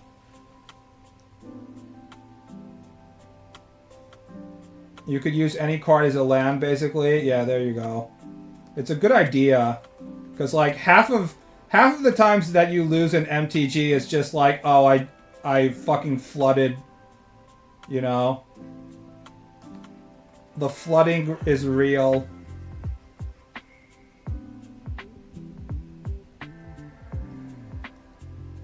I bought 2 fetch lands a couple days ago, but I feel like those are useful and tend to keep some value. So what was Pot of Greed? Was it draw 2 cards? Pot of Greed. Yu-Gi-Oh! What does it do? Yeah, it's a 1 card that draws 2 cards from your deck. So for somebody who doesn't play card games, you would have like no idea why you have to ban this shit. Because it seems like such like a normal thing, right? You have one card that draws two cards. So it's just basically plus one card. What's the big deal? And it's like, no, this is a huge deal. We have to get rid of this. We have to get rid of this now. Oh no, what have we done? It shows you how important card draw is. If you can draw cards without cost, anything that doesn't have cost in a card game just like becomes incredibly broken. I played enough MTG to learn that like 90% of the meta decks was something that was like fucking around with mana costs. Something that allowed you to cheat mana costs was always top tier. Remember how this was the time when I was still playing. Remember how Fires of Creation was a thing for like, you know, the entire time it existed, which was a card that, what was it? You could completely not have mana cost. I can't remember what it was. Fires of Creation MTG. Shows you how long I was playing, if I was still remembering this. You can cast spells only during your turn, and you can cast no more than 2 spells each turn. You may cast spells with converted mana cost less than or equal to the number of lands you control without paying their mana costs. There you go. Anything where it's like, hey guys, you don't have to pay some kind of cost, it's like, just completely fucks the game. Oh, yeah, Fires of Invention, not Fires of Creation. I got the title wrong. Max C. I don't know about this. Let me look it up. Now we're looking up stupid Yu-Gi-Oh cards time.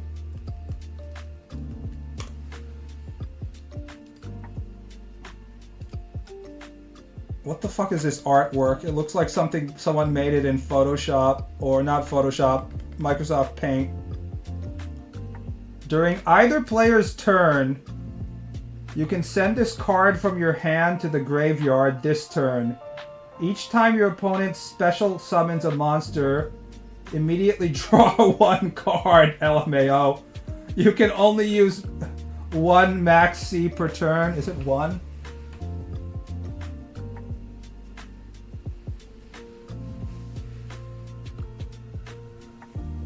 So is that like, wait, is it 1 max C per turn? I can't read the card. So does it activate once per turn, or does it activate unlimited amounts per turn?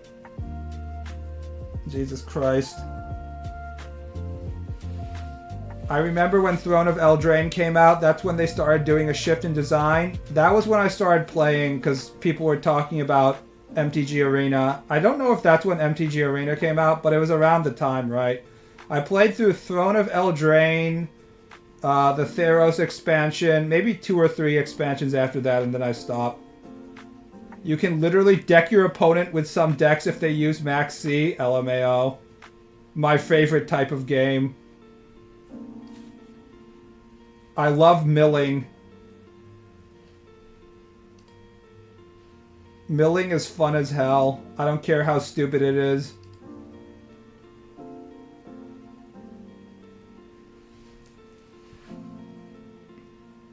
Throne of Eldraine was one of the worst expansions, to be honest, destroyed the meta. Yeah, I remember how basically the Throne of Eldraine cards were so powerful that even when the next expansions came out, they were still, you know, you were still building decks around the Throne of Eldraine cards. It turns out that when you have a card that can do 2 things, it's really powerful. Who would have fucking thought? Remember, what was it called? Bone Crusher Giant, which is basically just a shock with a monster attached to it, except it's a pretty good monster. That was powerful as fuck. People never stopped using Bone Crusher Giant.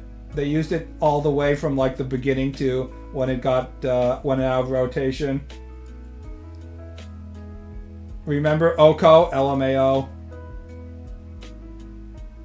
Yeah, any kind of theory that the people who were designing the game were actually paying attention to what kind of effects they were attaching to cards. Basically went out the window when Oko came out. And it was like, everything's a deer now. Pretty funny.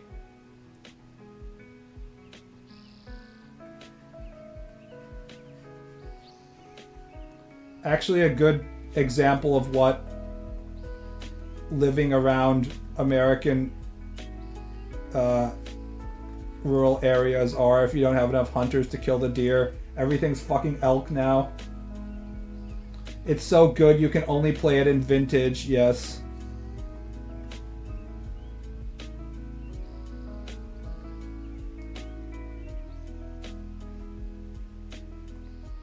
Stop listing all the cards from my deck chat. I mean, if you're gonna play Oko, you may as well just take a piece of paper and be like, this is the ultimate super card that I invented myself. When I play that, I automatically win.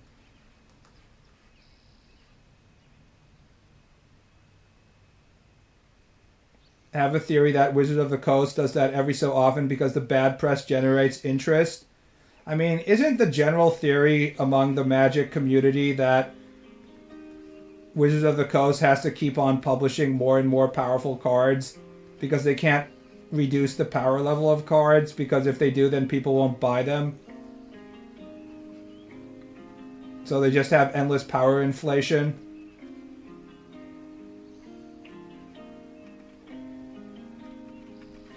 And you have, you can actually compare cards that do similar things from different eras. And the more recent cards are way, way, way more powerful. Like, you'll have a card that did something back in the 90s or whatever, and it was a 4 mana cost card that gave you like a 3/4 monster.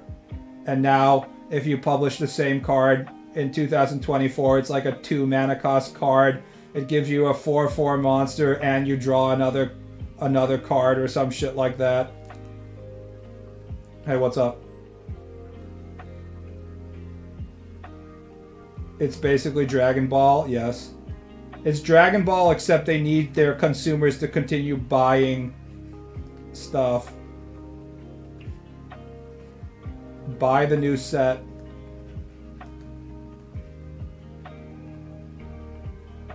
They'll have a good land cycle, and they'll reprint an old good card like Liliana of the Veil. Liliana is only a good card because I want to fuck her.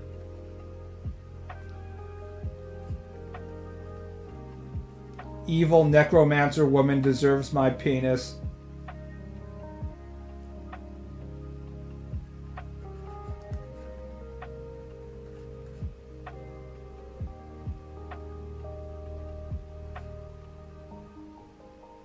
Good taste. I remember specifically remembering that there was a what was the elf, the green color elf in MTG?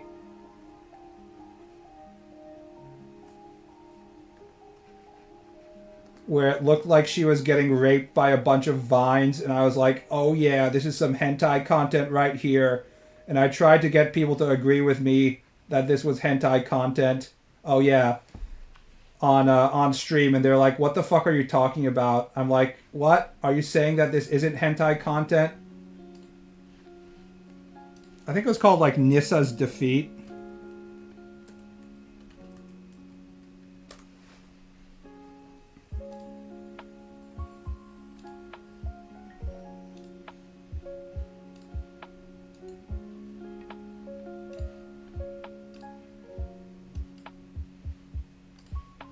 I was told that looking at this image and being like, look, she's getting raped by her vegetation tentacles. This is some high quality hentai coom. I remember trying to discuss this on stream, and people are like, what the fuck are you talking about? Nobody agreed with my my coomer take, sadly. They didn't cover the titties. I think they would cover the cleavage now, unfortunately. I believe that Wizards of the Coast has gone full woke at this point, so we're never going to get cleavage again. Earthbind.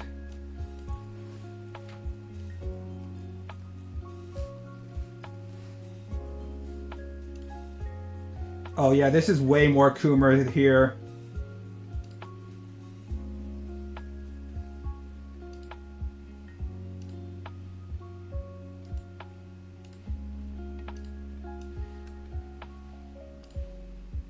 Look at this fairy. This is the Earthbind art. Just properly tied up. But you know, this is classic MTG, right? What year is this? This looks like early MTG, so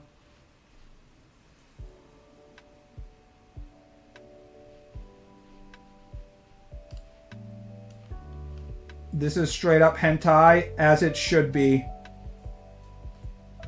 We should have hentai card games. Oh wait, we did. It was called Queen's Blade. Remember Queen's Blade, guys?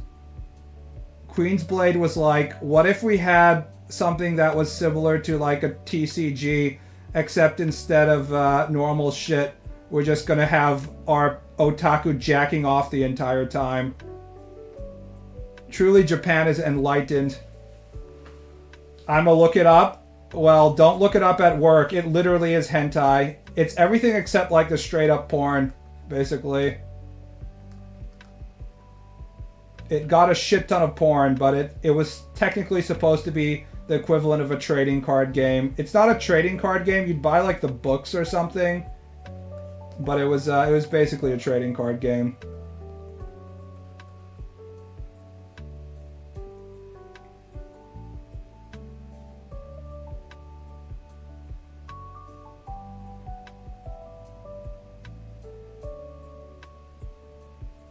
Comic or anime. So Queen's Blade was a TCG. It wasn't a TCG, it was like a gameplay book, and then it got a shit ton of hentai, and it also got an anime, and I don't know, it probably got a comic as well, and it got some video games. I would show you some of the images from the books, but a lot of them are just straight up porn. Here, maybe I can show you Branwen.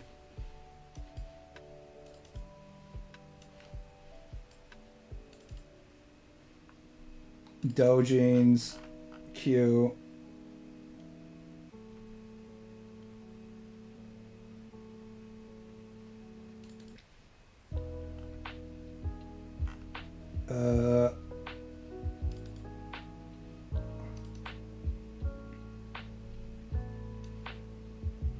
Here you go, guys. This is the actual images. Don't worry, Twitch. This is safe for work. Perfectly not hentai. Drawn by Odanon, by the way.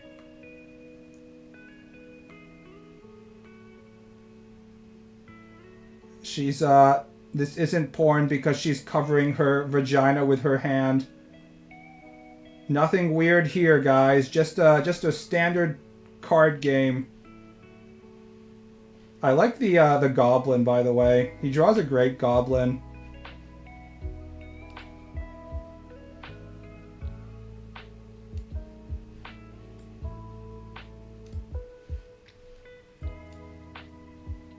Does he draw? He's still drawing a bit, just not as much as before.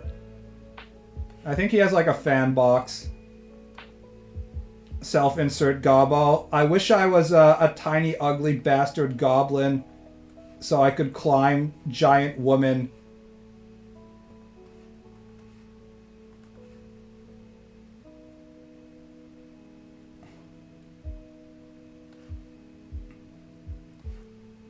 Unfortunately, there aren't many 8-foot-tall women to satisfy my large woman fetish, so I have to become smaller.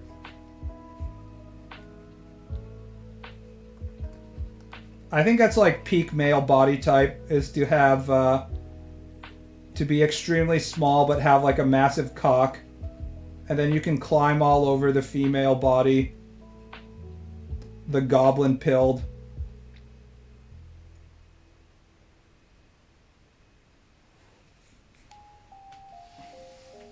Need giantess to trample me.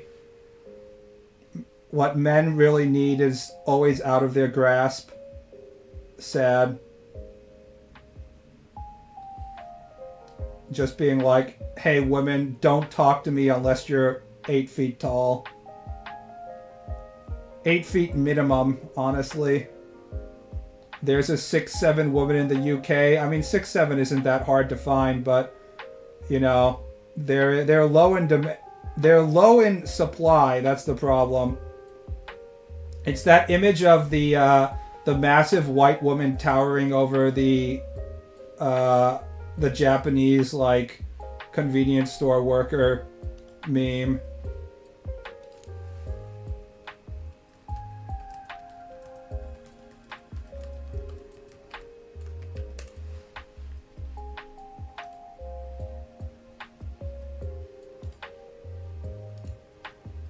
We all have seen this one. This energy right here. Apparently she was a Australian volleyball player. What really makes this image work is her wide stance. It really, if she was just like standing with her legs together, it wouldn't be as powerful. But the way that she has this wide dominant stance, it really makes it feel like she's here to absolutely destroy his cock or something. You can just imagine her beating the shit out of him right now. Feels good, man. Or actually feels bad, man, because that will never happen to you.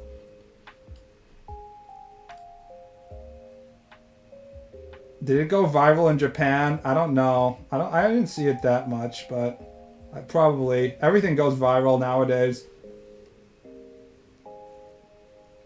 Also, she has tight pants, so you can really see that ass shape. I'm not turning 30 before getting a 6'9" woman.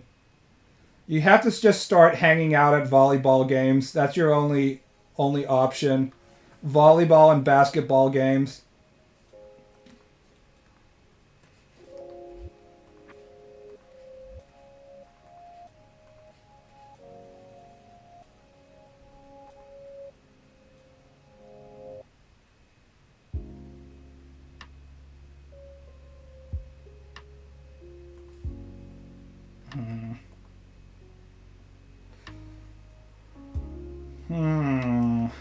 Man, everything I draw on stream, I have to like either redo or mess with a ton afterwards. Something about this face doesn't feel like what I want to draw. Something is wrong.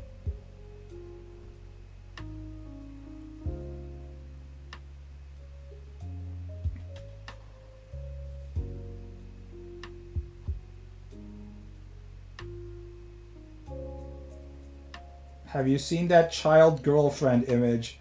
I try and not Google image search for child girlfriend because I feel like FBI-san doesn't appreciate that I'm doing it for the memes. One eye seems too wide. I've been fiddling with the eyes a lot, but I think I just want it to be more of a close-up in general. Anatomy of a Gamer meme. I've seen it posted on 4chan recently. With child girlfriend, yes.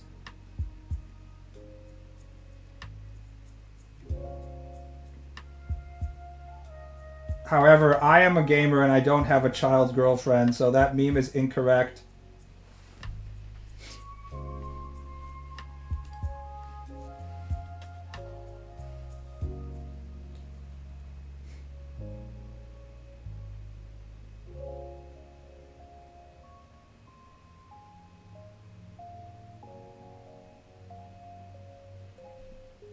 What is his solemn vow? I need to know. Not having sex. I'm not joking. He needs to firmly establish that he's not going to have sex with his elf.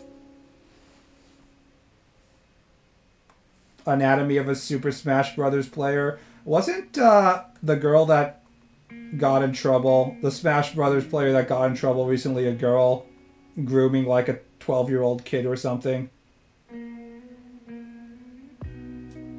Why would anyone vow that? Because it's wrong. The answer is because his father is a Giga Chad that has been having too much sex around him. So it's fucked with his brain, but yeah.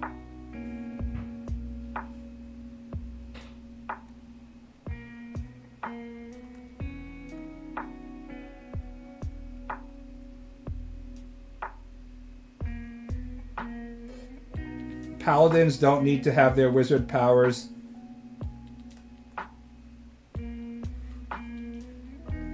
Paladins don't need to keep their virginity to keep their powers. They just pray to the goddess.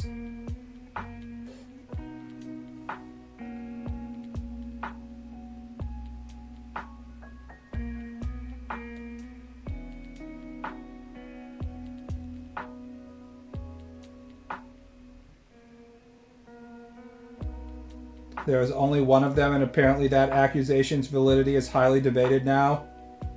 What about all the other accusations for all the other Smash Brother players?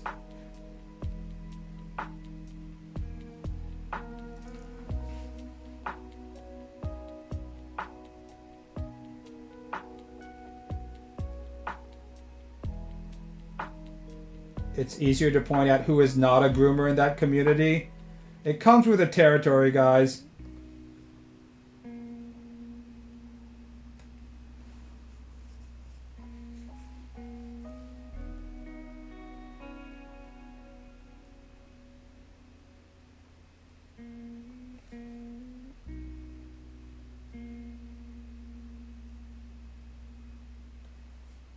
I mean, pretty much any kind of activity or location that is supposed to be child friendly is also a location in which you're going to get a lot of people that go to those locations because they want to fuck children. So there's really no way avoiding it, whether it's Catholic priests or school children or whatever, or Boy Scouts or summer camp counselors or whatever, right?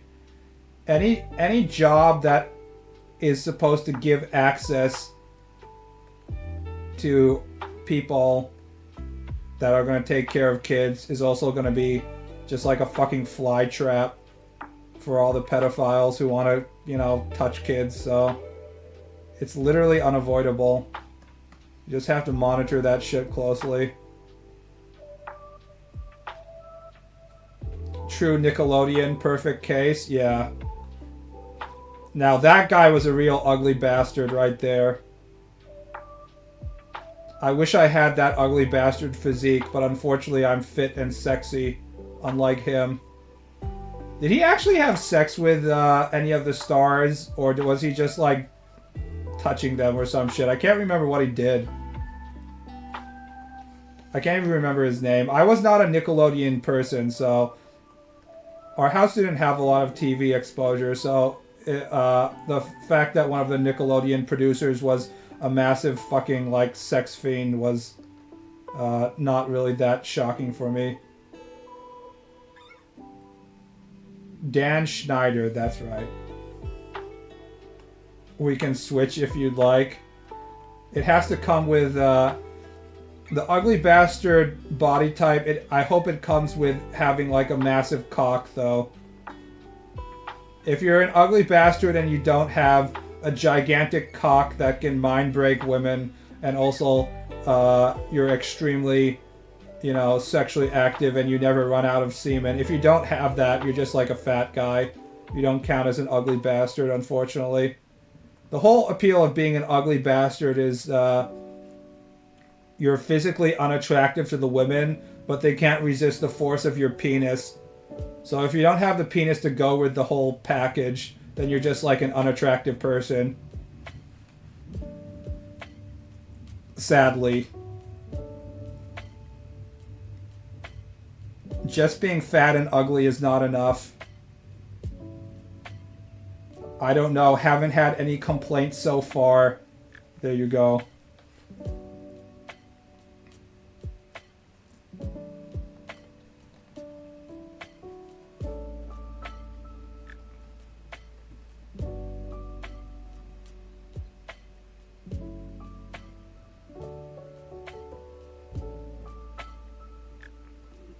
the Nickelodeon logo was just a big fit image. I thought the Nickelodeon logo was like a bunch of yellow splatters. Like a hentai cum splatter, except it's not white, it's orange.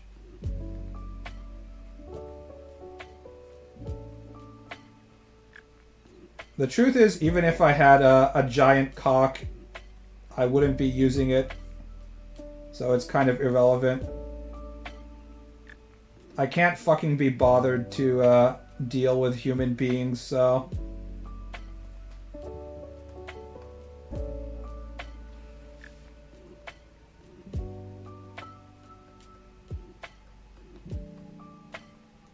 Other humans are just too high risk.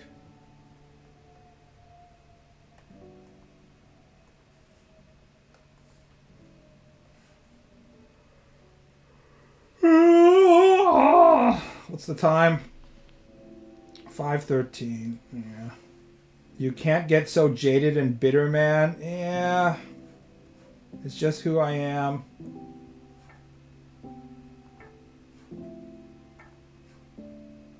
I'm not exactly bitter. I'm just get stressed out when I'm around other people. I don't want to have to censor myself for the needs of others.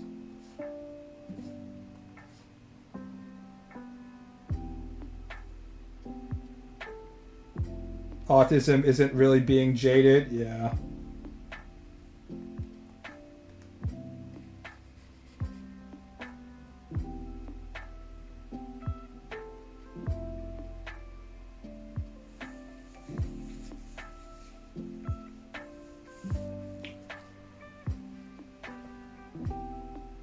I mean, even when I'm around other human beings that I like, I'm just like, I don't want to be around them, so...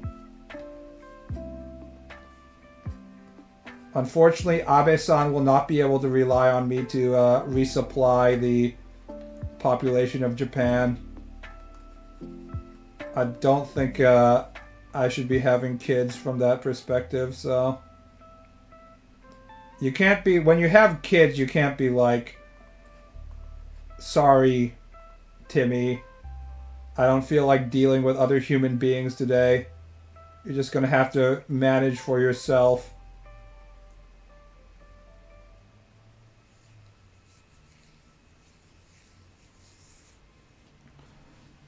Although I guess if you have a true stay-at-home wife that does everything for you, like, you know, back in the day, like the 50s or whatever, you can get away with it.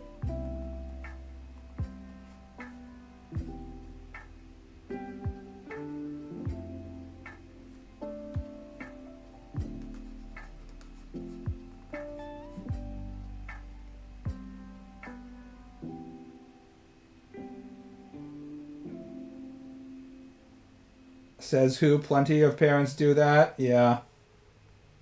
I guess you're right. I'm raising the bar too high.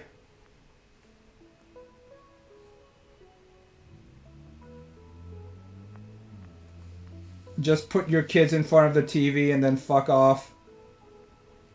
And if they're getting groomed by creepy people on Roblox, their Roblox server, then it's really not your problem.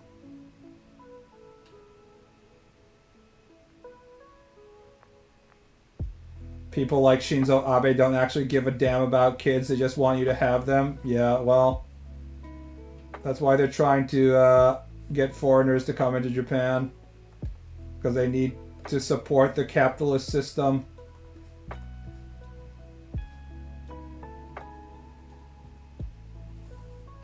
The truth is that the reason why populations go down in developed economies is because people care too much about whether their children will be happy or not.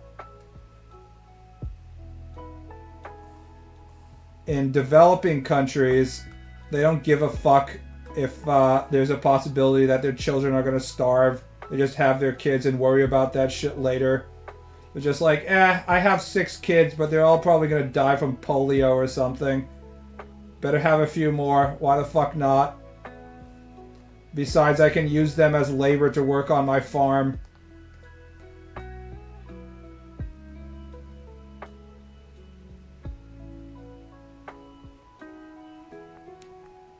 This is getting dark. Sheesh.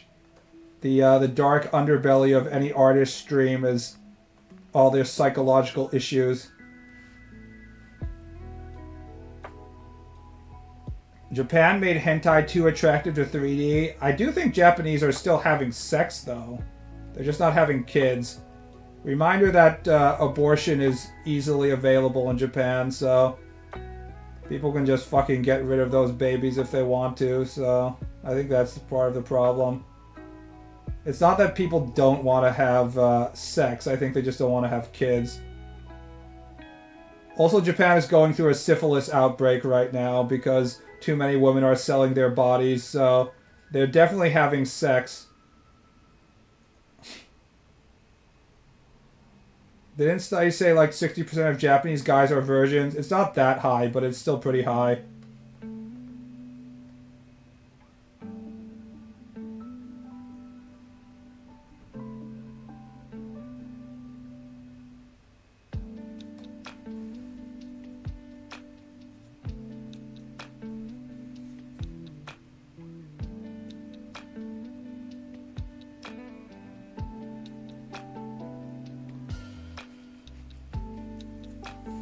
It turns out that arranged marriages were kind of a good idea if you want to make sure that even low-tier men are allowed to reproduce. Once you start allowing women to actually choose who they want to mate with, and also giving them the option of having jobs so they're not entirely reliant on their husband, then a bunch of people are just going to be like, yeah, I think I'd rather just not reproduce at all. Unsurprising, actually. Japan need US Republicans. US Republicans aren't having kids either.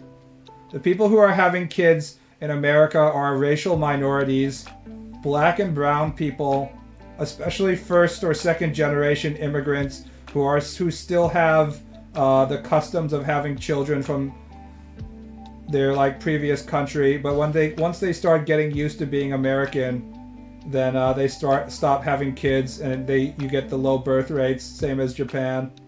There's literally no countries that have developed economies that have a higher than replacement level birth rate.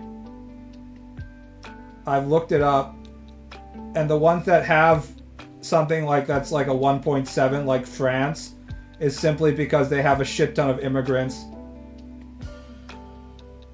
Low birth rates are needed in the US, too many people. I mean, America can adjust its population pretty dynamically if it wants to, because it always gets immigration.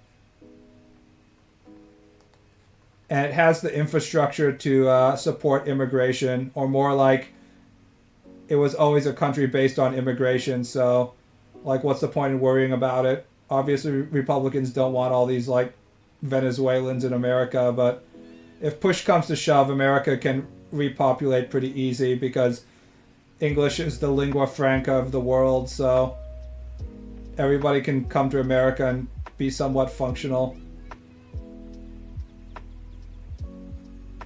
Are you an only child? Yes. If my mother wanted to see grandkids, she should have not had a kid with autism, basically. It's sort of her own fault. Or she should have had multiple kids. But instead she had an only child. Put too many eggs in one basket if she wanted grandkids, unfortunately. On the other hand, the rest of my mother's sisters, so my aunts, have all properly reproduced, so it's not really my problem.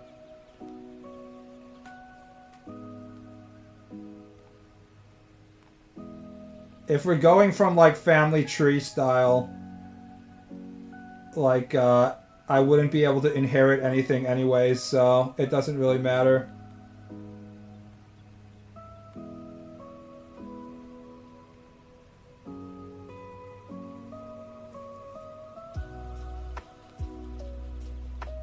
Everybody else has reproduced on the Japanese side.